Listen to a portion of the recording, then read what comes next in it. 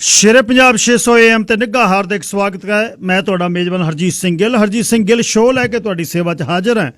ਮੰਗਲਵਾਰ ਦਾ ਦਿਨ ਹੈ, 9:13 ਹੋਏ ਨੇ। 19 ਜਨਵਰੀ ਹੈ, ਵਰਾ 2021 ਦਾ। 7 ਮਾਘ ਹੈ, ਨਾਨਕਸ਼ੇ ਸੰਮਤ 552। ਨਿੱਘਾ ਹਾਰਦਿਕ ਸਵਾਗਤ ਹੈ ਜੀ। ਅੱਜ ਦੇ ਹਰਜੀਤ ਸਿੰਘ ਗਿੱਲ ਸ਼ੋਅ ਦੇ ਵਿੱਚ ਪਹਿਲੇ ਹਿੱਸੇ 'ਚ ਦੇਸ਼ ਪੰਜਾਬ ਦੇ ਝਰੋਖੇ 'ਚੋਂ ਨਵਕਿਰਨ ਸਿੰਘ ਪੱਤੀ ਗੱਲਬਾਤ ਕਰਨਗੇ ਪੰਜਾਬ ਤੋਂ। ਫਿਰ ਕੁਝ ਲੋਕਲ ਖਬਰਾਂ ਤੇ ਤੁਹਾਡੇ ਵਿਚਾਰ ਨਵਕਿਰਨ ਸਿੰਘ ਪੱਤੀ ਤੋਂ ਬਾਅਦ ਹੁੰਦੇ ਆ। ਤੇ ਫਿਰ ਅਗਲੇ ਘੰਟੇ ਦੇ ਵਿੱਚ 10:10 ਤੇ ਤੁਹਾਡੇ ਵਿੱਤੀ ਮਸਲੇ ਕੀ ਨੇ। ਇੱਕ ਜਿਹੜੇ ਸ਼ਬਦ ਨੇ ਫਾਈਨੈਂਸ਼ੀਅਲ ਐਡਵਾਈਜ਼ਰ, ਉਹ ਕੀ ਹੈ। ਅਸੀਂ ਸਾਰੇ ਅਕਸਰ ਜਿਹੜੇ ਪਹਿਲੀ ਪੀੜ੍ਹੀ ਆ ਸਾਡੀ, ਆਉਨੇ ਆ ਕੰਮ ਕਰਨ, ਸਵੇਰੇ ਉੱਠ ਜਾਂਦੇ ਆ, ਆਥਣੇ ਮੁੜੇ ਆਉਨੇ ਆ। ਪਰ ਬਹੁਤ ਢੰਗ ਨੇ ਜਿੱਥੇ ਕੁਝ ਨਾ ਕੁਝ ਅਸੀਂ ਸਾਈਡ 'ਤੇ ਕੋਈ ਨਾ ਕੋਈ ਇਨਕਮ ਜਿਹੜੀ ਹੈ, ਉਹ ਕੋਈ ਨਾ ਕੋਈ ਆਮਦਨ ਆਪਾਂ ਸੈੱਟ ਕਰ ਸਕਦੇ ਹਾਂ। ਉਹ ਐਡਵਾਈਜ਼ਰ ਕੀ ਨੇ, ਜਿਹੜਾ ਫਾਈਨੈਂਸ਼ੀਅਲ ਐਡਵਾਈਜ਼ਰ ਆ, ਉਹ ਕੀ ਕੰਮ ਕਰਦਾ ਹੈ, ਤੁਹਾਨੂੰ ਕੀ ਕੀ ਸੋਚਣ ਦੀ ਲੋੜ ਹੈ। ਇੱਕ ਅਸੀਂ ਬੱਧੇ ਰੁੱਝੇ ਇੱਕ ਕੰਮ ਹੀ ਕਰਦੇ ਹਾਂ, ਸਿੱਧੇ ਤਰੀਕੇ ਨਾਲ ਵੀ ਕੰਮ ਕੀਤਾ, ਚੈੱਕ ਲਿਆ, ਉਹਦੇ 'ਚੋਂ ਮੌਰਗੇਜ ਦਿੱਤੀ ਅਤੇ ਆਪਣੇ ਘਰਾਂ ਦੇ ਖਰਚੇ ਚਲਾਏ, ਤੇ ਨਾਲ ਕਾਰਾਂ ਗੱਡੀਆਂ 'ਚ ਤੇਲ ਤੇ ਇੰਸ਼ੋਰੈਂਸ ਕਰਵਾਇਆ, ਤੇ ਬਸ ਖਤਮ। ਜੇ ਕੁਝ ਬਚਿਆ ਤਾਂ ਰੱਖ ਲਿਆ। ਕਿੰਨੀ ਸੇਵਿੰਗ ਹੋਣੀ ਚਾਹੀਦੀ ਹੈ, ਬੱਚਤ ਕੀ ਹੋਣੀ ਚਾਹੀਦੀ ਹੈ, ਖਰਚੇ ਜਿਹੜੇ ਨੇ ਉਹਨਾਂ ਨੂੰ ਤੁਸੀਂ ਕਿਵੇਂ ਸਾਂਭ ਸਕਦੇ ਹੋ, ਖਰਚੇ ਕਿਵੇਂ ਘਟਾ ਸਕਦੇ ਹੋ। ਫਾਈਨੈਂਸ਼ੀਅਲ ਮੈਨੇਜਮੈਂਟ ਜਿਹੜਾ ਵਿੱਤੀ ਢੰਗ ਹੈ ਇੱਕ ਕੋਈ, ਉਸ ਨੂੰ ਸੈੱਟ ਕਰਨ ਦਾ। ਫਾਈਨੈਂਸ਼ੀਅਲ ਐਡਵਾਈਜ਼ਰ ਪੜ੍ਹੇ ਲਿਖੇ ਪ੍ਰੋਫੈਸ਼ਨਲ ਨੇ, ਜਿਨ੍ਹਾਂ ਕੋਲ ਡਿਗਰੀਆਂ ਨੇ ਤੇ ਜਿਨ੍ਹਾਂ ਕੋਲ ਤਜਰਬਾ। ਅੱਜ ਸਤਵੀਰ ਸਿੰਘ ਗਿੱਲ, ਸੈਟ ਗਿੱਲ ਦੇ ਨਾਲ ਹੈ, ਬਸਪੋਰਟ ਦੇ, ਤੁਸੀਂ ਸਾਰੇ ਜਾਣਦੇ ਹੋ। ਉਹਨਾਂ ਨਾਲ ਗੱਲਬਾਤ 10:10 ਤੇ ਹੋਏਗੀ। ਤੇ ਇਹ ਮੰਗਲਵਾਰ ਦਾ ਸ਼ੋਅ ਤੁਹਾਡੇ ਲਈ ਆਉਣ ਵਾਲੇ 4-5 ਮੰਗਲਵਾਰ ਪੇਸ਼ ਕਰਨਾ, ਸ਼ੁਰੂ ਤੋਂ ਲੈ ਕੇ ਆਖਰ ਤੱਕ। ਤੇ ਨਾਲ ਤੁਹਾਡੇ ਸਵਾਲ ਅਗਲੇ ਵੀਕ ਤੋਂ ਨਾਲ ਤੁਹਾਡੇ ਸਵਾਲ ਹੋਇਆ ਕਰਨਗੇ। ਤੁਹਾਡੇ ਸਵਾਲਾਂ ਦਾ ਜਵਾਬ ਉਹਨਾਂ ਤੋਂ ਲਿਆ ਕਰਾਂਗੇ ਕਿ ਕਿਸ ਤਰ੍ਹਾਂ ਤੁਸੀਂ ਆਪਣਾ ਵਿੱਤੀ ਸੰਕਟ ਜਿਹੜੇ ਨੇ ਹੱਲ ਕਰ ਸਕਦੇ ਹੋ। ਕੀ ਕੋਈ ਟੂਲ ਹੈ ਜਿਹਦੇ ਨਾਲ ਅਸੀਂ ਆਪਣੇ ਇਹਨਾਂ ਵਿੱਤੀ ਅਦਾਰਿਆਂ ਨੂੰ ਤੇ ਵਿੱਤੀ ਜਿਹੜੇ ਝਮੇਲੇ ਨੇ ਉਹਨਾਂ ਦਾ ਹੱਲ ਕਰ ਸਕਦੇ ਹਾਂ। ਜਾਂ ਮਤਲਬ ਰੁਪਈਏ ਡਾਲਰ ਓਨੇ ਚਾਹੀਦੇ ਨੇ ਤੇ ਉਹਨਾਂ ਦਾ ਇਲਾਜ ਹੀ ਕਿਸੇ ਚੀਜ਼ ਦਾ ਡਾਲਰ ਹੈ। ਪਰ ਕੁਛ ਸਾਨੂੰ ਬਾਕਸ 'ਚੋਂ ਬਾਹਰ ਨਿਕਲ ਕੇ ਇੱਕ ਅਲੱਗ ਤਰੀਕੇ ਨਾਲ ਸੋਚਣਾ ਚਾਹੀਦਾ ਹੈ। ਸੈਟ ਗਿੱਲ ਉਹਨਾਂ ਨਾਲ 10:10 ਤੇ ਗੱਲਬਾਤ ਹੋਏਗੀ। ਸਾਡੇ ਹੱਥਾਂ ਦੀਆਂ ਰੇਖਾਂ ਪੈਰਾਂ ਨਾਲ ਮੇਟਣ ਵਾਲਿਓ, ਸਾਡੇ ਹੱਥਾਂ ਦੀਆਂ ਰੇਖਾਂ ਪੈਰਾਂ ਨਾਲ ਮੇਟਣ ਵਾਲਿਓ, ਮਖਮਲਾਂ ਤੇ ਰੇਸ਼ਮ ਦੇ ਵਿੱਚ ਲੇਟਣ ਵਾਲਿਓ, ਉਹ ਦੋ ਹੱਥੀ ਦੌਲਤਾਂ ਨੂੰ ਅੱਜ ਸਮੇਟਣ ਵਾਲਿਓ, ਉਹ ਲੁੱਟੇ ਪੁੱਟੇ ਹੋਇਆਂ ਦੀ ਸਫ ਲਪੇਟਣ ਵਾਲਿਓ, ਕਰ ਲਿਆ ਕੋਠੀਆਂ 'ਚ ਚਾਨਣ ਖੋਹ ਕੇ ਸਾਡੀਆਂ ਅੱਖੀਆਂ ਦਾ ਨੂਰ, ਇੱਥੇ ਇਨਕਲਾਬ ਆਏਗਾ ਜ਼ਰੂਰ। ਤੁਸੀਂ ਕਿਹੜੀ ਲੇਖਣੀ ਨਾਲ ਸਾਡੇ ਲੇਖ ਲੇਖਣੇ ਚਾਹੁੰਦੇ ਹੋ, ਸਾਡੇ ਭਰਾਵਾਂ ਦੇ ਹੱਥੋਂ ਭਰਾ ਮਰਦਿਆਂ ਵੇਖਣੇ ਚਾਹੁੰਦੇ ਹੋ, ਸਾਡੀਆਂ ਹੱਡੀਆਂ ਦੇ ਭਾਂਬੜ ਵਲਦਿਆਂ ਸੇਕਣੇ ਚਾਹੁੰਦੇ ਹੋ, ਕਾਹਨੂੰ ਹਸ਼ਰ ਤੋਂ ਪਹਿਲਾਂ ਫੂਕਣੇ ਸ਼ੁਰੂ ਕੀਤੇ ਜੇ ਤਨੂਰ, ਇੱਥੇ ਇਨਕਲਾਬ ਆਏਗਾ ਜ਼ਰੂਰ, ਇੱਥੇ ਇਨਕਲਾਬ ਆਏਗਾ ਜ਼ਰੂਰ। ਉਸਤਾਦ ਦਾਮਨ ਲਿਖਦੇ ਨੇ 24 ਘੰਟੇ 7 ਦਿਨ ਤੁਹਾਡੀ ਸੇਵਾ 'ਚ ਹਾਜ਼ਰ ਰਹਿੰਦਾ ਸ਼ੇਰੇ ਪੰਜਾਬ ਜ਼ਿੰਦਾਬਾਦ। ਨਵਕਿਰਨ ਸਿੰਘ ਪੱਤੀ ਦੇ ਨਾਲ ਹੁਣੇ ਹੀ ਗੱਲਬਾਤ ਸ਼ੁਰੂ ਕਰਦੇ ਹਾਂ। ਨਵਕਿਰਨ ਸਿੰਘ ਪੱਤੀ ਮੇਰੇ ਨਾਲ ਨੇ, ਪੱਤੀ ਬਰਨਾਲੇ ਤੋਂ। ਸਰਦਾਰ ਨਵਕਿਰਨ ਸਿੰਘ ਜੀ, ਸਵਾਗਤ, ਸਤਿ ਸ੍ਰੀ ਅਕਾਲ। ਸ਼ੁਕਰੀਆ ਗਿੱਲ ਸਾਹਿਬ। ਸਭ ਤੋਂ ਪਹਿਲਾਂ ਤੁਹਾਨੂੰ ਤੇ ਰੇਡੀਓ ਸ਼ੇਰੇ ਪੰਜਾਬ ਦੇ ਸਾਰੇ ਸਰੋਤਿਆਂ ਨੂੰ ਪਿਆਰ ਭਰੀ ਸਤਿ ਸ੍ਰੀ ਅਕਾਲ ਜੀ। ਗਿੱਲ ਸਾਹਿਬ ਧੰਨਵਾਦ ਜੀ। ਤੇ ਮੀਟਿੰਗ ਜਿਹੜੀ ਚੱਲ ਰਹੀ ਹੈ, ਹੁਣੇ ਕਿਸੇ ਨੇ ਕਲਿੱਪ ਭੇਜਿਆ ਸੀ ਕਿ ਕਿਸਾਨ ਆਗੂਆਂ ਦੀ ਤੇ ਦਿੱਲੀ ਪੁਲਿਸ ਦੀ ਕੋਈ ਮੀਟਿੰਗ ਚੱਲ ਰਹੀ ਹੈ। ਉਹ ਮੀਟਿੰਗ ਕਾਹਦੇ ਲਈ ਹੈ ਤੇ ਟਰੈਕਟਰ ਮਾਰਚ ਆ ਜਿਹੜਾ, ਕੀ ਉਸ ਨੂੰ ਰੋਕਣ ਦੇ ਲਈ ਦਿੱਲੀ, ਯੂਪੀ, ਹਰਿਆਣਾ ਪੁਲਿਸ ਕੁਝ ਕਰ ਸਕਦੀ ਹੈ, ਜਾਂ ਫਿਰ ਉਹ ਇਹ ਚਾਹੁੰਦੇ ਨੇ ਵੀ ਤੁਸੀਂ ਲੈ ਆਓ ਟਰੈਕਟਰ ਪਰ ਬਾਰਡਰਾਂ ਤੋਂ ਅੱਗੇ ਨਾ ਲੈ ਕੇ ਆਓ? ਕੀ ਗੱਲ ਚੱਲ ਰਹੀ ਹੈ ਜੀ? ਜੀ ਗਿੱਲ ਸਾਹਿਬ, ਮੀਟਿੰਗ ਉਹ ਲਗਭਗ ਖਤਮ ਹੋ ਚੁੱਕੀ ਹੈ ਔਰ ਉਸ ਮੀਟਿੰਗ ਦੇ ਵਿੱਚ ਉੱਤਰ ਪ੍ਰਦੇਸ਼, ਦਿੱਲੀ, ਹਰਿਆਣਾ ਦੇ ਸੀਨੀਅਰ ਪੁਲਿਸ ਅਧਿਕਾਰੀ ਨੇ ਜਿਹੜੇ, ਉਹ ਹਾਜ਼ਰ ਸੀਗੇ। ਔਰ ਉਸ ਮੀਟਿੰਗ ਦੇ ਵਿੱਚ ਕਿਸਾਨ ਆਗੂਆਂ ਦੇ ਨਾਲ ਬਕਾਇਦਾ ਤੌਰ ਦੇ ਉੱਤੇ ਡਿਸਕਸ ਆ ਜਿਹੜਾ ਉਹ ਹੋਇਆ। ਜਿਵੇਂ ਉਹਨਾਂ ਦੇ ਆਗੂਆਂ ਨੇ ਕਿਹਾ, ਜਿਵੇਂ ਸਰਕਾਰ ਨੇ ਕਿਹਾ, ਉਸੇ ਤਰੀਕੇ ਦੇ ਨਾਲ ਪੁਲਿਸ ਦੇ ਅਧਿਕਾਰੀ ਜਿਹੜੇ ਉਹ ਕਿਸਾਨ ਆਗੂਆਂ ਨਾਲ ਗੱਲਬਾਤ ਕਰ ਰਹੇ ਸੀ। ਔਰ ਪੁਲਿਸ ਦੀ ਅਕਸਰ ਹੀ ਜਿਵੇਂ ਗੱਲਬਾਤ ਹੁੰਦੀ ਹੈ ਵੀ ਲਾ ਐਂਡ ਆਰਡਰ ਮੇਨਟੇਨ ਕਰਨਾ ਹੈ ਜੀ, ਇੱਥੇ ਕੋਈ ਘਟਨਾ ਨਾ ਵਾਪਰ ਜੇ, 26 ਜਨਵਰੀ ਦਾ ਦਿਨ ਹੈ, ਤੁਸੀਂ 27 ਨੂੰ ਰੱਖ ਲਓ, ਹੋਰ ਕਿਸੇ ਦਿਨ ਰੱਖ ਲਓ।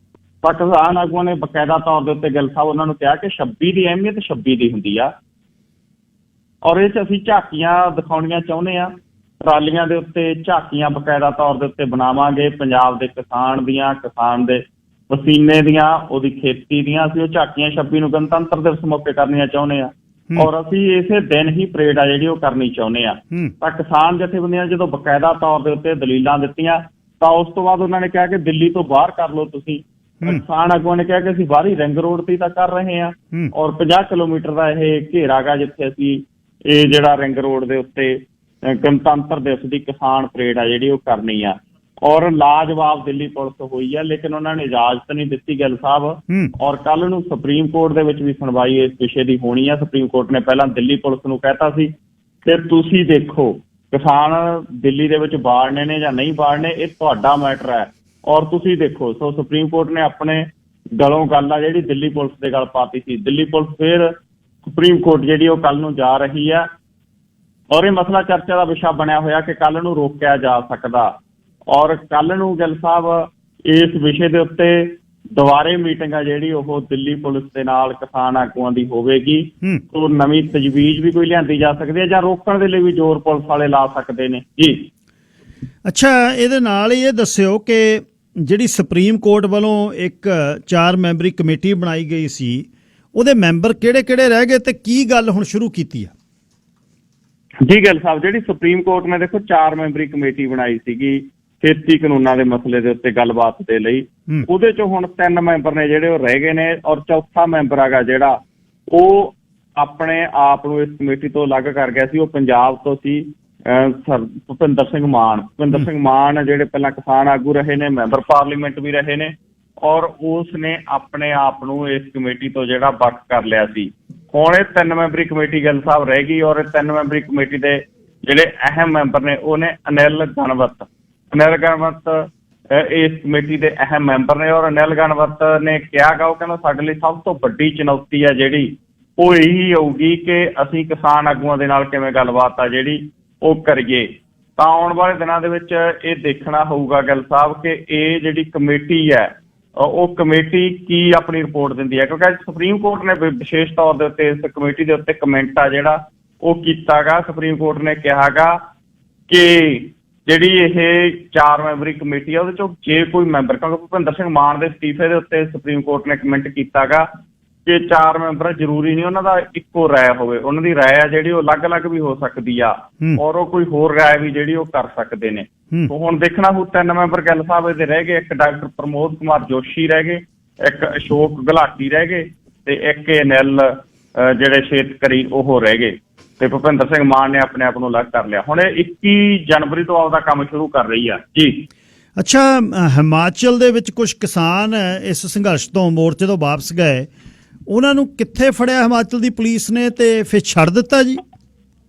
ਜੀ ਗਿੱਲ ਸਾਹਿਬ, ਇਹ ਬਹੁਤ ਮੰਦਭਾਗੀ ਘਟਨਾ ਵਾਪਰੀ ਆ, ਔਰ ਇਹ ਦੱਸ ਰਹੀ ਆ ਘਟਨਾ ਕਿ 26 ਜਨਵਰੀ ਨੂੰ ਲੈ ਕੇ ਬਹੁਤ ਸਖਤਾਈ ਹੋ ਰਹੀ ਆ।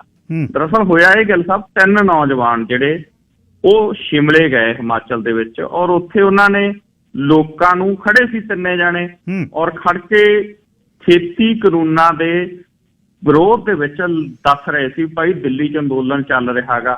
ਤਾਂ ਉੱਥੇ ਉਹਨਾਂ ਨੂੰ ਗ੍ਰਿਫਤਾਰ ਕਰ ਲਿਆ। ਗ੍ਰਿਫਤਾਰ ਕਰਕੇ ਬੜੇ ਸਨਸਨੀਖੇਜ਼ ਤਰੀਕੇ ਦੇ ਨਾਲ ਉਹਨਾਂ ਨੂੰ ਪੁਲਿਸ ਲੈ ਕੇ ਗਈ। 5 ਘੰਟੇ ਬੜੀ ਲੰਬੀ ਪੁੱਛ ਪੜਤਾਲ ਕੀਤੀ, ਔਰ ਉਹਨਾਂ ਨੇ ਕਿਹਾ ਵੀ ਅਸੀਂ ਆਮ ਕਿਸਾਨ ਆ, ਅਸੀਂ ਕੋਈ ਇੱਥੇ ਤੁਹਾਡਾ ਕਾਨੂੰਨ ਨਹੀਂ ਤੋੜ ਰਿਹਾ, ਕੋਈ ਅਸੀਂ ਨਾਅਰੇ ਨਹੀਂ ਮਾਰ ਰਹੇ, ਕੋਈ ਸਾਡੇ ਕੋਲੇ ਅਜਿਹੀ ਚੀਜ਼ ਨਹੀਂ ਹੈ ਇਤਰਾਜ਼ਯੋਗ ਜਿਹੜੀ ਤੁਸੀਂ ਫੜੋ, ਕੋਈ ਹਥਿਆਰ ਨਹੀਂ ਹੈ ਸਾਡੇ ਕੋਲੇ, ਅਸੀਂ ਸਿਰਫ ਤੇ ਸਿਰਫ ਖੜੇ ਗੱਲਾਂ ਕਰ ਰਹੇ ਹਾਂ। ਲੇਕਿਨ ਪੁਲਿਸ ਉਹਨਾਂ ਨੂੰ ਧੂ ਕੇ ਲੈ ਗਈ।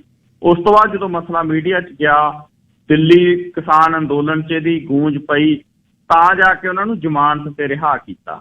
ਗਿੱਲ ਸਾਹਿਬ, ਜਿਹੜੀ ਸਭ ਤੋਂ ਛੋਟੀ ਧਾਰਾ ਗਈ ਆਪਣੇ ਭਾਰਤ ਦੇ ਵਿੱਚ, ਉਹ ਕਹਿੰਦੇ ਵੀ 144 ਲਾਤੀ। ਉਹਦੇ ਤਹਿਤ ਵੀ ਇਹ ਹੁੰਦਾ ਵੀ 4 ਬੰਦਿਆਂ ਤੋਂ ਵੱਧ ਦਾ ਇਕੱਠ ਨਹੀਂ ਹੋ ਸਕਦਾ। ਉਹ ਤਾਂ 3 ਜਣੇ ਹੀ ਸੀਗੇ, ਉਹਨਾਂ ਨੂੰ 3 ਜਣਿਆਂ ਨੂੰ ਫੜ ਕੇ ਲੈ ਗਏ।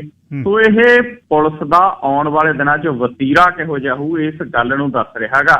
ਤੇ ਪੁਲਿਸ ਹੁਣ ਦਿੱਲੀ ਦੇ ਵਿੱਚ ਵੀ ਜੇ ਕੋਈ ਜਾਊ, ਮੈਨੂੰ ਲੱਗਦਾ ਬਗੈਰ ਇਕੱਠ ਦੇ, ਉਹ ਤਾਂ ਉੱਥੇ ਇਕੱਠ ਹੀ ਵੱਡੇ ਨੇ, ਚਾਹੇ ਉਹ ਗਾਜੀਪੁਰ ਵਾਲਾ ਬਾਰਡਰ ਹੈ, ਚਾਹੇ ਉਹ ਸਿੰਘੂ ਹੈ, ਚਾਹੇ ਉਹ ਟੀਕਰੀ ਹੈ, ਚਾਹੇ ਉਹ ਪਲਵਲ ਵਾਲੇ ਸਾਈਡ ਆ, ਜਿਹਦੇ ਕਰਕੇ ਜਿਹੜੀ ਸਰਕਾਰ ਤੇ ਪੁਲਿਸ ਦਬਦੀ ਆ। ਅਦਰਵਾਈਜ਼ ਸ਼ਿਮਲੇ 'ਚ ਜਿਹੜਾ 3 ਨੌਜਵਾਨਾਂ ਨੂੰ ਗ੍ਰਿਫਤਾਰ ਕੀਤਾ, ਉਹ ਦੱਸਦੇ ਆ ਕਿ ਪੁਲਿਸ ਆਉਣ ਵਾਲੇ ਦਿਨਾਂ ਦੇ ਵਿੱਚ ਹੋਰ ਵੱਧ ਸਖਤੀ ਕਰ ਸਕਦੀ ਆ। ਉਹਨਾਂ ਨੂੰ ਬਾਅਦ 'ਚ ਜ਼ਮਾਨਤ ਤੇ ਰਿਹਾ ਕੀਤਾ ਗਿੱਲ ਸਾਹਿਬ ਜੀ। ਅੱਛਾ, ਇੱਕ ਇਸ ਸੰਘਰਸ਼ ਦੀ ਮੈਂ ਗੱਲ, ਤੁਹਾਨੂੰ ਪਤਾ ਹੈ ਕਿ 24 ਆਪਾਂ ਦਸੰਬਰ ਨੂੰ ਕੁਛ ਰਕਮ ਇਕੱਠੀ ਕੀਤੀ ਸੀ। ਉੱਥੇ ਸਟੇਜ ਤੋਂ ਵੀ ਸਤਿਕਾਰ ਇਸ ਮੰਚ ਨੂੰ ਮਿਲਿਆ, CEO ਸਰਦਾਰ ਅਜੀਤ ਸਿੰਘ ਬਾਦ ਹੋਣਾ ਦਾ। ਤੇ ਉੱਥੇ ਸ਼ੁਰੂ ਦੇ ਵਿੱਚ ਕਿਉਂਕਿ ਜਦ ਪੈਸਾ ਧੇਲਾ ਇਕੱਠਾ ਹੋਣਾ ਸ਼ੁਰੂ ਹੋਇਆ, ਕਿਉਂਕਿ ਉਸੇ ਸਮੇਂ ਠੱਗ ਵੀ ਜਿਹੜੇ ਨੇ ਨਾ ਉਹ ਐਕਟਿਵ ਹੋ ਜਾਂਦੇ ਨੇ। ਉਸੇ ਸਟੇਜ ਤੋਂ ਇਹ ਕਿਹਾ ਗਿਆ ਸੀ ਵੀ ਭਾਈ ਸਾਨੂੰ ਪੈਸੇ ਨਾ ਭੇਜੋ। ਮੇਰੇ ਖਿਆਲ ਉਹ ਕਲੀਅਰ ਇਹ ਕੀਤਾ ਗਿਆ ਸੀ ਕਿ ਬਹੁਤਿਆਂ ਨੇ ਫੇਸਬੁੱਕ ਪੇਜ ਤੋਂ, ਉਸ ਤੋਂ ਬਾਅਦ GoFundMe ਤੇ ਹੋਰ ਬਥੇਰਾ ਮੀਡੀਆ ਦੁਨੀਆ ਦੇ ਵਿੱਚ ਬੈਠਾ ਜਿਹੜਾ ਬਰਗਲਾ ਕੇ ਪੈਸੇ ਇਕੱਠੇ ਕਰਕੇ ਫਿਰ ਦੀਵਾਨੀ ਨਹੀਂ ਭੇਜਦਾ ਪੰਜਾਬ, ਜਾਂ ਪਹਿਲਾਂ ਵੀ ਬਹੁਤ ਵਾਰ ਹੋਇਆ, ਇੱਥੇ ਵੀ ਹੁੰਦਾ ਹੈ, ਅਸੀਂ ਵੀ ਵੇਖਦੇ ਹਾਂ। ਹੁਣ ਪਿਛਲੇ 26 ਨਵੰਬਰ ਤੋਂ 2 ਮਹੀਨੇ ਹੋ ਗਏ, ਲੱਖਾਂ ਹੀ ਬੰਦਿਆਂ ਦਾ ਪ੍ਰਸ਼ਾਦਾ ਹੈ, ਲੱਖਾਂ ਬੰਦਿਆਂ ਦਾ ਸਮਾਨ ਹੈ, ਲੱਖਾਂ ਬੰਦਿਆਂ ਦੀ ਸੇਵਾ ਸੰਭਾਲ ਹੈ।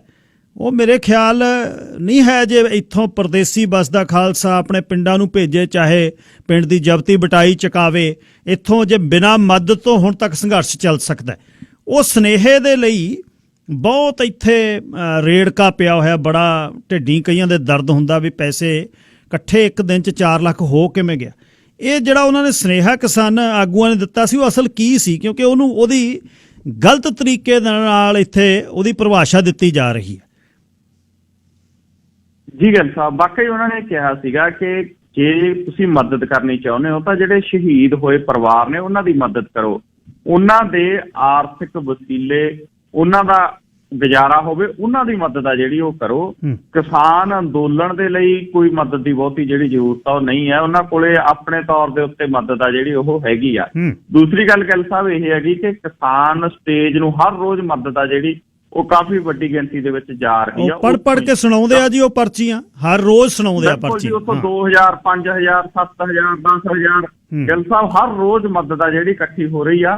ਖਰਚੇ ਵੀ ਬਹੁਤ ਨੇ, ਇਹ ਨਹੀਂ ਆਪਾਂ ਕਹਿੰਦੇ ਕਿ, ਔਰ ਖਰਚੇ ਵੀ ਬਹੁਤ ਨੇ, ਲੇਕਿਨ ਮਦਦ ਦੇ ਮਦਦ ਥੱਲੇ ਵੀ ਇਕੱਠੀ ਹੋ ਰਹੀ ਹੈ। ਇਸ ਕਰਕੇ ਉਹਨਾਂ ਨੇ ਬਕਾਇਦਾ ਤੌਰ ਦੇ ਉੱਤੇ ਕਿਹਾ ਹੋਇਆ ਕਿ ਜੇ ਤੁਸੀਂ ਮਦਦ ਕਰਨੀ ਆ ਤਾਂ ਸ਼ਹੀਦ ਪਰਿਵਾਰਾਂ ਦੀ ਕਰੋ। ਉਹਦੇ 'ਚ ਵੀ ਕਹਾ ਉਹਨਾਂ ਨੇ ਕਿਹਾ ਵੀ ਸਾਡੇ ਰਾਹੀਂ ਨਾ ਕਰੋ, ਅਸੀਂ ਤੁਹਾਨੂੰ ਲਿਸਟ ਦੇਵਾਂਗੇ। ਜਿਉਂ-ਜਿਉਂ ਕਿਸਾਨਾਂ ਦੀ ਸ਼ਹਾਦਤਾਂ ਦੀ ਗਿਣਤੀ ਵੱਧਦੀ ਜਾਂਦੀ ਆ, ਲਿਸਟ ਲੰਬੀ ਹੁੰਦੀ ਜਾਂਦੀ ਆ, ਤੁਹਾਨੂੰ ਲਿਸਟ ਦੇਵਾਂਗੇ, ਲਿਸਟ ਲਾਓ, ਸਿੱਧੇ ਘਰੇ ਜਾਓ, ਘਰੇ ਜਾ ਕੇ ਉਹਨਾਂ ਦੇ ਨਾਲ ਸੰਪਰਕ ਕਰੋ ਔਰ ਉੱਥੇ ਮਦਦ ਆ ਜਿਹੜੀ ਉਹ ਦਿਓ। ਤਾਂ ਇਹ ਕਿਸਾਨ ਜਥੇਬੰਦੀਆਂ ਦਾ ਬਕਾਇਦਾ ਤੌਰ ਦੇ ਉੱਤੇ ਫੈਸਲਾ, ਬਕਾਇਦਾ ਤੌਰ ਦੇ ਉੱਤੇ ਐਲਾਨ ਹੈ ਜੀ। ਅੱਛਾ, ਇਹ ਮੀਡੀਆ ਦੀ ਉਹ ਗੱਲ ਕਰ ਲਈਏ, ਉੱਥੇ ਦੇ ਗੋਦੀ ਮੀਡੀਆ ਦਾ ਤਾਂ ਅਸੀਂ ਰੌਲਾ ਪਾ ਦਿੰਦੇ ਹਾਂ ਕਿ ਉੱਥੇ ਜੀ ਸਰਕਾਰਾਂ ਨੇ ਖਰੀਦ ਲਏ। ਪੈਸੇ ਦਾ ਜਿਹੜਾ ਜ਼ੋਰ ਹੈ ਉਹ ਦੁਨੀਆ 'ਚ ਕਿਤੇ ਵੀ ਹੋਵੇ, ਸੋਨੇ ਨੇ ਤਾਂ ਚਮਕ ਦੇਣੀ ਓ ਦੇਣੀ ਆ, ਵਿਕ ਜਾਂਦੇ ਨੇ ਲੋਕ, ਵਕਾਰ ਉਹਨਾਂ ਦੇ ਵਿਕ ਜਾਂਦੇ ਨੇ। ਤੇ ਅਰਨਬ ਗੋਸਵਾਮੀ ਦੀ ਜਿਹੜੀ ਇਹ ਚੈਟ ਬਾਹਰ ਆਈ ਹੈ, ਸਮਾਂ ਲੱਗ ਜਾਂਦਾ ਹੈ, ਕਈ ਵਾਰ ਹੁੰਦਾ ਹੈ ਕਿ ਬਹੁਤ ਬੰਦਾ ਚਮਕਦਾ ਹੁੰਦਾ, ਪਰ ਨਿਕਲੇ ਆਉਂਦੀਆਂ ਨੇ ਚੈਟ ਤੇ ਵੀਡੀਓ ਤੇ ਬਹੁਤ ਕੁਝ, ਸਮਾਂ ਲੱਗਦਾ ਥੋੜ੍ਹਾ ਬਹੁਤ, ਸਾਰਾ ਕੁਝ ਬਾਹਰ ਆ ਜਾਂਦਾ ਹੈ। ਹੁਣ ਉਹ ਅਰਨਬ ਗੋਸਵਾਮੀ ਜਿਹੜਾ ਮੇਨ ਸਰਕਾਰ ਦੀ ਗੱਲ ਕਰਦਾ ਹੈ ਤੇ ਜਿਹੜਾ ਆਪੋਜੀਸ਼ਨ 'ਚ ਬੋਲਦਾ ਸੀ ਤਾਂ ਉਹਦੀ ਲਾਈਨ ਕੱਟ ਤੇ ਉਹਦੀ ਆਵਾਜ਼ ਹੌਲੀ ਕਰ, ਤੇ ਕਿੰਨਾ ਉਹ ਰੌਲਾ ਪਾਉਂਦਾ ਸੀ। ਉਹ ਸਿਕਿਉਰਿਟੀ ਦੀਆਂ ਗੱਲਾਂ, ਧਾਰਾ ਦੀਆਂ ਗੱਲਾਂ, 370 ਦੀਆਂ, ਤੇ ਉਸ ਤੋਂ ਬਾਅਦ ਬਾਲਾਕੋਟ ਹਮਲੇ ਦੀਆਂ ਗੱਲਾਂ, ਹੋ ਸਕਦਾ ਸ਼ੇਖੀ ਵੀ ਮਾਰਦਾ ਹੋਵੇ, ਪਰ ਉਹਦਾ ਜਿਹੜਾ ਇੱਕ ਕੱਚਾ ਚਿੱਠਾ ਬਾਹਰ ਆਇਆ, ਉਹਦੇ ਨਾਲ ਕੀ ਗੱਲ ਚੱਲ ਰਹੀ ਹੈ ਜੀ ਭਾਰਤ 'ਚ ਹੁਣ? ਉਹ ਹੈ ਕੀ ਜਿਹੜੀ ਉਹਦੀ ਗੱਲਬਾਤ ਬਾਹਰ ਆਈ ਹੈ? ਜੀ ਗਿੱਲ ਸਾਹਿਬ, ਦੇਖੋ ਗੱਲ ਇਹ ਹੈਗੀ ਕਿ ਅਰਨਬ ਗੋਸਵਾਮੀ ਉਹ ਬੰਦਾ ਗਾ ਜਿਹੜਾ ਆਪਦੇ ਨਿਊਜ਼ ਰੂਮ ਦੇ ਵਿੱਚ ਬਹਿ ਕੇ ਲੋਕਾਂ ਨੂੰ ਦੇਸ਼ ਭਗਤੀ ਦੇ ਸਰਟੀਫਿਕੇਟ ਬਣਦਾ ਸੀ।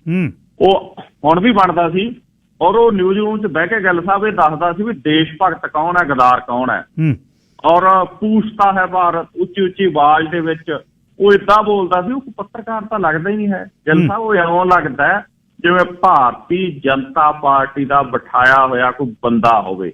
ਗੋਦੀ ਮੀਡੀਆ ਦੀ ਸਭ ਤੋਂ ਵੱਡੀ ਮਿਸਾਲ ਜੇ ਕਿਤੇ ਦੇਣੀ ਹੋਵੇ ਨਾ ਵੀ ਗੋਦੀ ਮੀਡੀਆ ਕੀ ਆ, ਤਾਂ ਅਰਨਬ ਗੋਸਵਾਮੀ ਦੀ ਮਿਸਾਲ ਜਿਹੜੀ ਉਹ ਦਿੱਤੀ ਜਾਂਦੀ ਆ। ਦਰਅਸਲ ਹੋਇਆ ਇਹ ਗਿੱਲ ਸਾਹਿਬ ਕਿ ਵਿਅਕਤੀ ਉਹੀ ਵਿਅਕਤੀ ਆ ਜਿਹੜਾ ਟੁਕੜੇ ਟੁਕੜੇ ਗੈਂਗ ਅਜਿਹੇ ਸ਼ਬਦ ਨੇ ਜਿਹੜੇ ਉਹ ਮੀਡੀਆ ਦੇ ਵਿੱਚ ਲੈ ਕੇ ਆਇਆ, ਕਿਉਂਕਿ ਮੀਡੀਆ ਨਿਰਪੱਖ ਤੌਰ ਦੇ ਉੱਤੇ ਹੁੰਦਾ ਸੀ, ਉਹਦੀ ਸ਼ਬਦਾਵਲੀ ਏਦਾਂ ਦੀ ਨਹੀਂ ਸੀ ਹੁੰਦੀ ਜਿੱਦਾਂ ਦੀ ਉਹ ਲੈ ਕੇ ਆਇਆ। ਇਹ ਉਹੀ ਬੰਦਾ ਜਿਹਨੇ ਜਵਾਹਰ ਲਾਲ ਨਹਿਰੂ ਯੂਨੀਵਰਸਿਟੀ ਦਿੱਲੀ ਦੇ ਵਿਦਿਆਰਥੀ ਆਗੂ ਉਮਰ ਖਾਲਿਦ, ਕਨਈਆ ਕੁਮਾਰ ਵਰਗਿਆਂ ਦੇ ਖਿਲਾਫ ਜ਼ਹਿਰ ਉਗਲਿਆ। ਔਰ ਉਮਰ ਖਾਲਿਦ ਤਾਂ ਅੱਜ ਵੀ ਜੇਲ੍ਹ ਦੇ ਵਿੱਚ ਹੈ, ਵਿਦਿਆਰਥੀ ਆਗੂ ਹੈ, ਔਰ ਉਸ ਨੂੰ ਇਹਨੇ ਸਿੱਧੇ ਤੌਰ ਦੇ ਉੱਤੇ ਇੱਕ ਤਰੀਕੇ ਦੇ ਨਾਲ ਜਿਹੜਾ ਬਦਨਾਮ ਕਰਨ ਦੀ ਕੋਸ਼ਿਸ਼ ਕੀਤੀ। ਖੈਰ, ਇਹਦੀ ਜਿਹੜੀ ਹੁਣ ਚੈਟ ਸਾਹਮਣੇ ਆਈ ਹੈ ਗਿੱਲ ਸਾਹਿਬ, ਇਹਦੀ ਰਿਪਬਲਿਕਨ ਟੀਵੀ ਦੇ ਐਡੀਟਰ ਇਨ ਚੀਫ ਅਰਨਬ ਗੋਸਵਾਮੀ ਦੀ, ਉਹਦੀ ਚੈਟ ਇੱਕ ਵਿਅਕਤੀ ਹੈ ਟੀਵੀ ਚੈਨਲਾਂ ਦੀ ਰੇਟਿੰਗ ਤੈਅ ਕਰਨ ਵਾਲੀ ਬ੍ਰਾਡਕਾਸਟ ਜਿਹੜੀ ਸੰਸਥਾ ਹੈਗੀ, ਉਹਦਾ ਸਾਬਕਾ ਮੁਖੀਆ ਪਾਰਥੋ ਦਾਸ ਗੁਪਤਾ ਜੀ। ਇਹਨਾਂ ਦੋਨਾਂ ਦੇ ਵਿਚਾਲੇ ਇੱਕ ਚੈਟ ਹੋ ਰਹੀ ਹੈ, ਈਮੇਲ ਆਈਡੀ ਦੇ ਉੱਤੇ ਵੀ, WhatsApp ਦੇ ਉੱਤੇ ਵੀ ਚੈਟ, ਜਿਹੜੀ WhatsApp ਚੈਟ ਆ ਉਹ ਲੀਕ ਹੋਈ ਆ। ਉਹ ਚੈਟ ਦੇ ਵਿੱਚ ਇੱਕ ਦੂਜੇ ਨਾਲ ਗੱਲਬਾਤ ਕਰ ਰਹੇ ਨੇ, ਔਰ ਉਹਦੇ 'ਚ ਇਹ ਦੱਸ ਰਿਹਾ ਜਿਹੜਾ ਬਾਲਕੋਟ ਵਾਲਾ ਹਮਲਾ ਹੋਇਆ, ਸਟ੍ਰਾਈਕ ਹੋਈ ਆ ਗਿੱਲ ਸਾਹਿਬ, ਉਹ ਤੋਂ ਪਹਿਲਾਂ ਵੀ ਆਉਣ ਵਾਲੇ ਦਿਨਾਂ ਦੇ ਵਿੱਚ ਇਸ ਤਰ੍ਹਾਂ ਦਾ ਹਮਲਾ ਜਿਹੜਾ ਉਹ ਹੋਣ ਜਾ ਰਿਹਾ, ਇਸ ਤਰ੍ਹਾਂ ਦੀ ਸਟ੍ਰਾਈਕ ਆ ਜਿਹੜੀ ਉਹ ਹੋਣ ਜਾ ਰਹੀ ਆ। ਤਾਂ ਹੁਣ ਇਹਦੇ ਤੇ ਸਵਾਲ ਖੜੇ ਹੋ ਗਏ ਵੀ ਇਹ ਜਿਹੜੀ ਬਿਲਕੁਲ ਭਾਰਤ ਦੀ ਸੁਰੱਖਿਆ ਦੇ ਨਾਲ ਹੋਇਆ ਮਸਲਾ, ਇਹਦੀ ਜਾਣਕਾਰੀ 5 ਬੰਦਿਆਂ ਨੂੰ ਹੀ ਹੁੰਦੀ ਹੈ, ਇੱਕ ਪ੍ਰਧਾਨ ਮੰਤਰੀ, ਗ੍ਰਹਿ ਮੰਤਰੀ, ਰੱਖਿਆ ਮੰਤਰੀ, ਸੈਨਾ ਦਾ ਮੁਖੀ, ਇਸ ਤੋਂ ਇਲਾਵਾ ਜਿਹੜਾ ਸਲਾਹਕਾਰ ਆ ਅਜੀਤ ਡੋਵਾਲ। ਇਹਨਾਂ ਬੰਦਿਆਂ ਤੋਂ ਇਲਾਵਾ ਗਿੱਲ ਸਾਹਿਬ ਕਿਸੇ ਬੰਦੇ ਕੋਲੇ ਇਹ ਗੱਲ ਦੀ ਜਾਣਕਾਰੀ ਨਹੀਂ ਹੁੰਦੀ। ਤਾਂ ਫਿਰ ਇੱਕ ਪੱਤਰਕਾਰ ਨੂੰ ਇਹ ਜਾਣਕਾਰੀ ਉਸ ਹਮਲੇ ਤੋਂ ਪਹਿਲਾਂ ਕਿਵੇਂ ਮਿਲ ਗਈ? ਇਹ ਦੇਸ਼ ਦੀ ਸੁਰੱਖਿਆ ਦਾ ਮਸਲਾ ਹੈ, ਔਰ ਫਿਰ ਅਰਨਬ ਗੋਸਵਾਮੀ ਵਰਗਾ ਬੰਦਾ ਉਹ ਜਾਣਕਾਰੀ ਨੂੰ ਆਪਣੇ ਤੱਕ ਹੀ ਰੱਖੂਗਾ ਜਾਂ ਅੱਗੇ ਤੁਸੀਂ ਦੇਖੋਗੇ WhatsApp ਦੇ ਉੱਤੇ ਅੱਗੇ ਦੱਸ ਰਿਹਾ ਉਹ, ਤਾਂ ਇਸ ਬੰਦੇ ਦੀ ਦੇਸ਼ ਭਗਤੀ ਤੇ ਸਵਾਲ ਖੜੇ ਹੁੰਦੇ ਨੇ। ਜਿਹੜਾ ਦੇਸ਼ ਭਗਤੀ ਦੇ ਸਰਟੀਫਿਕੇਟ ਬਣਦਾ ਨਾ ਬੈਠ ਕੇ, ਉਹਦੀ ਦੇਸ਼ ਭਗਤੀ ਤੇ ਸਵਾਲ ਖੜੇ ਹੁੰਦੇ ਨੇ। ਅੱਜ ਜੇ ਕਿਸਾਨ ਅੰਦੋਲਨ ਦੇ ਖਿਲਾਫ ਸਭ ਤੋਂ ਵੱਧ ਕੋਈ ਬੋਲ ਰਿਹਾ ਤਾਂ ਉਹ ਇਹ ਪੂਛਤਾ ਹੈ ਭਾਰਤ ਵਾਲਾ ਅਰਨਬ ਗੋਸਵਾਮੀ ਬੋਲ ਰਿਹਾ, ਤੇ ਹੁਣ ਇਹਨੂੰ ਆਪਣੀ ਗੱਲ ਦੇ ਉੱਤੇ ਜਵਾਬ ਨਹੀਂ ਆ ਰਿਹਾ। ਔਰ ਗਿੱਲ ਸਾਹਿਬ, ਇਹ ਸਾਡੇ ਦੇਸ਼ ਦੀ ਸਰਕਾਰ ਹੈ ਜਿਹੜੀ ਇਸ ਵਿਸ਼ੇ ਦੇ ਉੱਤੇ ਕੋਈ ਜਾਂਚ ਟੀਮ ਨਹੀਂ ਬਿਠਾ ਰਹੀ। ਆਹ ਜਿਹੜੀ NIA ਨੈਸ਼ਨਲ ਇਨਵੈਸਟੀਗੇਸ਼ਨ ਏਜੰਸੀ ਇਹ ਖੜੀ ਕੀਤੀ ਸੀ, ਉਹ ਜਦੋਂ ਤਾਜ ਹੋਟਲ ਤੇ ਹਮਲਾ ਹੋਇਆ ਸੀ, ਕੌਮਾਂਤਰੀ ਪੱਧਰ ਦੇ ਅੱਤਵਾਦ ਨਾਲ ਨਜਿੱਠਣ ਦੇ ਲਈ ਉਹ ਜਿਹੜੇ ਲੰਗਰ ਲਾਉਣ ਵਾਲੇ ਨੇ ਉਹਨਾਂ ਨੂੰ ਇਹ ਨੋਟਿਸ ਭੇਜ ਰਹੀ ਆ, ਔਰ ਅਰਨਬ ਗੋਸਵਾਮੀ ਵਰਗੇ ਉਹਨਾਂ ਦੇ ਉੱਤੇ ਕੋਈ ਜਾਂਚ ਨਹੀਂ ਹੋ ਰਹੀ, ਉਹਨੂੰ ਕੋਈ ਨੋਟਿਸ ਨਹੀਂ ਦਿੱਤਾ ਜਾ ਰਿਹਾ। ਔਰ ਨੋਟਿਸ ਕਿਹਨੂੰ ਦਿੱਤੇ ਜਾ ਰਹੇ ਨੇ? ਜਿਹਨੇ ਕਿਸੇ ਨੇ ਬੱਸ ਲੈ ਗਿਆ ਵੀ ਭਾਈ ਮੈਂ ਲੈ ਜਾਣਾ, ਇਹ ਤਾਂ ਸੇਵਾ ਗਈ, 40 ਸਵਾਰੀਆਂ ਮੈਂ ਦਿੱਲੀ ਛੱਡਿਆ ਹੋਣਾ, ਉਹਨੂੰ ਨੋਟਿਸ ਭੇਜ ਰਿਹਾ ਤੇਰੇ ਕੋਲ ਤੇਲ ਕਿੱਥੋਂ ਆਇਆ। ਜੇ ਕਿਸੇ ਨੇ ਮੋਬਾਈਲ ਟਾਇਲਟ ਉੱਥੇ ਰੱਖਤੀਆਂ ਵੀ ਟਾਇਲਟ ਜਾਣਾ ਬੇਬੀਆਂ ਨੂੰ ਬਾਪੂਆਂ ਨੂੰ ਔਖਾ ਗਾ, ਉਹਨੂੰ ਨੋਟਿਸ ਭੇਜ ਰਹੇ ਨੇ ਵੀ ਤੇਰੇ ਕੋਲੇ ਕਿੱਥੋਂ ਆਈ ਮੋਬਾਈਲ ਟਾਇਲਟ, ਕਿੱਥੋਂ ਲਿਆਂਦੀ ਤੂੰ। ਔਰ ਜੇ ਕਿਸੇ ਨੇ ਜਾ ਕੇ ਉੱਥੇ ਲੰਗਰ ਲਾਤਾ, ਉਹਨੂੰ ਪੁੱਛਦੇ ਨੇ ਵੀ ਤੇਰੇ ਕੋਲੇ ਆਟਾ ਦਾਲ ਕਿੱਥੋਂ ਆਈ। ਤਾਂ ਇਹ ਅਰਨਬ ਗੋਸਵਾਮੀ ਵਰਗਿਆਂ ਨੂੰ ਕਿਉਂ ਨਹੀਂ ਪੁੱਛਦੇ? ਸੋ ਇਸ ਕਰਕੇ ਭਾਰਤ ਦੀ ਸੁਰੱਖਿਆ ਨਾਲ ਜੁੜਿਆ ਹੋਇਆ ਮਸਲਾ, ਔਰ ਇਹਦੇ ਤੇ ਕੋਈ ਜਾਂਚ ਨਹੀਂ ਬੈਠ ਰਹੀ। ਇਹ ਭਾਰਤ ਸਰਕਾਰ ਇਹਨੂੰ ਬੰਦੇ ਨੂੰ ਜਿਹੜਾ ਉਹ ਸ਼ੈਲਟਰ ਕਰ ਰਹੀ ਹੈ ਲਗਾਤਾਰ। ਜਦੋਂ ਮਹਾਰਾਸ਼ਟਰ ਦੇ ਪਿਛਲੇ ਸਮੇਂ ਦੇ ਵਿੱਚ ਗ੍ਰਿਫਤਾਰ ਹੋਇਆ ਸੀ, ਉਦੋਂ ਵੀ ਭਾਰਤ ਸਰਕਾਰ ਨੇ ਜਿਹੜਾ ਇਹਦਾ ਪੱਖ ਪੂਰਿਆ ਸੀ, ਔਰ ਪੂਰਾ ਦੇਸ਼ ਦਾ ਜਿਹੜਾ ਮਤਲਬ ਮੀਡੀਆ ਉਹਨੂੰ ਇਹਦੇ ਪੱਖ ਦੇ ਵਿੱਚ ਖੜਾ ਕਰਨ ਦੀ ਕੋਸ਼ਿਸ਼ ਕੀਤੀ ਸੀ, ਤੇ ਉਦੋਂ ਦੇਸ਼ ਦਾ ਹਰ ਮੰਤਰੀ ਹੈ ਜਿਹੜਾ ਉਹ ਬੋਲਣ ਦੀ ਕੋਸ਼ਿਸ਼ ਕਰ ਰਿਹਾ ਸੀ ਇਹਦੇ ਪੱਖ 'ਚ ਜੀ। ਇਹ ਕਿਉਂਕਿ WhatsApp ਤਾਂ ਇਨਕ੍ਰਿਪਟਡ ਹੈ, ਉੱਥੋਂ ਤੁਸੀਂ ਨਹੀਂ ਲੀਕ ਕਰ ਸਕਦੇ। ਮੈਨੂੰ ਲੱਗਦਾ ਫਿਰ ਇਹਨਾਂ ਦੇ ਫੋਨ ਵਗੈਰਾ, ਕਿਉਂਕਿ ਸਿੱਧੀ ਸ਼ਿਵ ਸੈਨਾ ਨਾਲ ਖੜਕ ਰਹੀ ਹੈ ਨਾ ਜੀ, ਇਹਨਾਂ ਦੇ ਫੋਨ ਵਗੈਰਾ ਹੈਕ ਕਰਕੇ ਹੀ ਮੈਨੂੰ ਲੱਗਦਾ ਇਹ ਜਿਹੜੀ ਲੀਕ ਹੋਈ ਹੈ। WhatsApp ਵੱਲੋਂ ਤਾਂ ਹੋ ਨਹੀਂ ਸਕਦੀ, ਆਪਾਂ ਪੜ੍ਹਦੇ ਹਾਂ ਇਨਕ੍ਰਿਪਟਡ ਹੁੰਦੇ ਆ, 2 ਜਣਿਆਂ ਦੇ ਵਿੱਚ ਮੈਸੇਜ ਚੱਲ ਰਿਹਾ, ਇਹਦਾ ਮਤਲਬ ਫੋਨ ਹੈਕ ਹੋਇਆ ਦੋਨਾਂ ਚੋਂ ਇੱਕ ਦਾ। ਬਿਲਕੁਲ ਜੀ, ਕੁਛ ਨਾ ਕੁਛ ਤਾਂ ਹੋਇਆ। ਅੱਛਾ ਨਵਕਿਰਨ, ਇੱਕ ਇਹ ਦੱਸਿਓ ਕਿ ਪਿਛਲੇ ਦਿਨੀ ਇੱਕ ਰੇਲਵੇ ਨੀਲੇ ਰੰਗ ਦੀ ਵੇਖੀ ਜਿਹਦੇ ਤੇ ਅਡਾਨੀ ਰੇਲਵੇ ਲਿਖਿਆ ਹੋਇਆ ਸੀ, ਤੇ ਅਡਾਨੀ ਨੂੰ 에ਅਰਪੋਰਟ ਜਿਹੜੇ ਨੇ ਲੀਜ਼ ਤੇ ਦੇਣ ਦੀਆਂ ਗੱਲਾਂ ਆਪਾਂ ਸੁਣ ਰਹੇ ਹਾਂ। ਰੇਲਵੇ ਦੇਤੀ, ਕਿਲਾ ਰਾਏਪੁਰ ਦੀ ਖੁਸ਼ਕ ਬੰਦਰਗਾਹ ਜਿਹੜੀ ਬਣੀ ਆ 1000 ਕਿੱਲੇ 'ਚ 1500 ਕਿੱਲੇ ਦੇ ਵਿੱਚ, ਉੱਥੋਂ ਸਿੱਧੀ ਸੜਕ ਜਿਹੜੀ ਆ ਹਲਵਾਰੇ ਨੂੰ ਬਣਨ ਜਾ ਰਹੀ ਹੈ, ਉੱਥੇ ਕਾਰਗੋ ਟਰਮੀਨਲ ਬਣਨਾ ਸੀ। ਲੋਕਾਂ ਨੂੰ ਇਹ ਦੱਸੀ ਗਏ ਅਕਾਲੀ ਸਰਕਾਰ ਵਾਲਿਆ ਤੁਹਾਡੇ ਲਈ 에ਅਰਪੋਰਟ ਬਣਾ ਰਹੇ ਹਾਂ ਲੋਕੋ, ਲੁਧਿਆਣੇ ਵਾਲਿਆਂ ਲਈ ਤੁਹਾਨੂੰ ਸਿੱਧਾ ਦਿੱਲੀ ਨੂੰ ਫਲਾਈਟਾਂ ਜਾਇਆ ਕਰਨਗੀਆਂ। ਹੈ ਸੀ ਅਡਾਨੀ ਲਈ ਉਹ। ਕਿੱਡਾ ਸਾਰਿਆਂ ਨੇ ਵਿਸਾਖਘਾਤ ਕੀਤਾ ਉਸ ਪੰਜਾਬ ਦੇ ਨਾਲ। ਇਹ ਜਿਹੜੇ ਸੈਨਾਪਤੀ ਬਿਠਾਏ ਨਾ ਦਿੱਲੀ ਵਾਲਿਆਂ ਨੇ, ਉਹਨਾਂ ਨੂੰ ਕਿਹਾ ਉਹਨਾਂ ਨੇ ਵੀ ਸਾਡੇ ਵੱਲ ਨਾ ਝਾਕਿਓ, ਤੁਸੀਂ ਇਹਨਾਂ ਨੂੰ ਲੁੱਟਣਾ ਲੁੱਟ ਲਿਓ। ਪਰ ਉਹ ਸਮਾਂ ਹੁਣ ਨਿਬੜ ਗਿਆ, ਉਹ ਖਤਮ ਹੋ ਗਈ ਕਹਾਣੀ। ਹੁਣ ਆਉਣ ਵਾਲਾ ਸਮਾਂ 22 ਦੀਆਂ ਇਲੈਕਸ਼ਨਾਂ ਅਲੱਗ ਹੋਣਗੀਆਂ। ਹੁਣ ਕੁਝ ਹੋਰ 에ਅਰਪੋਰਟ ਨੇ ਜਿਹੜੇ ਉਹ ਅਡਾਨੀ ਨੂੰ ਦਿੱਤੇ ਜਾ ਰਹੇ ਆ ਜੀ।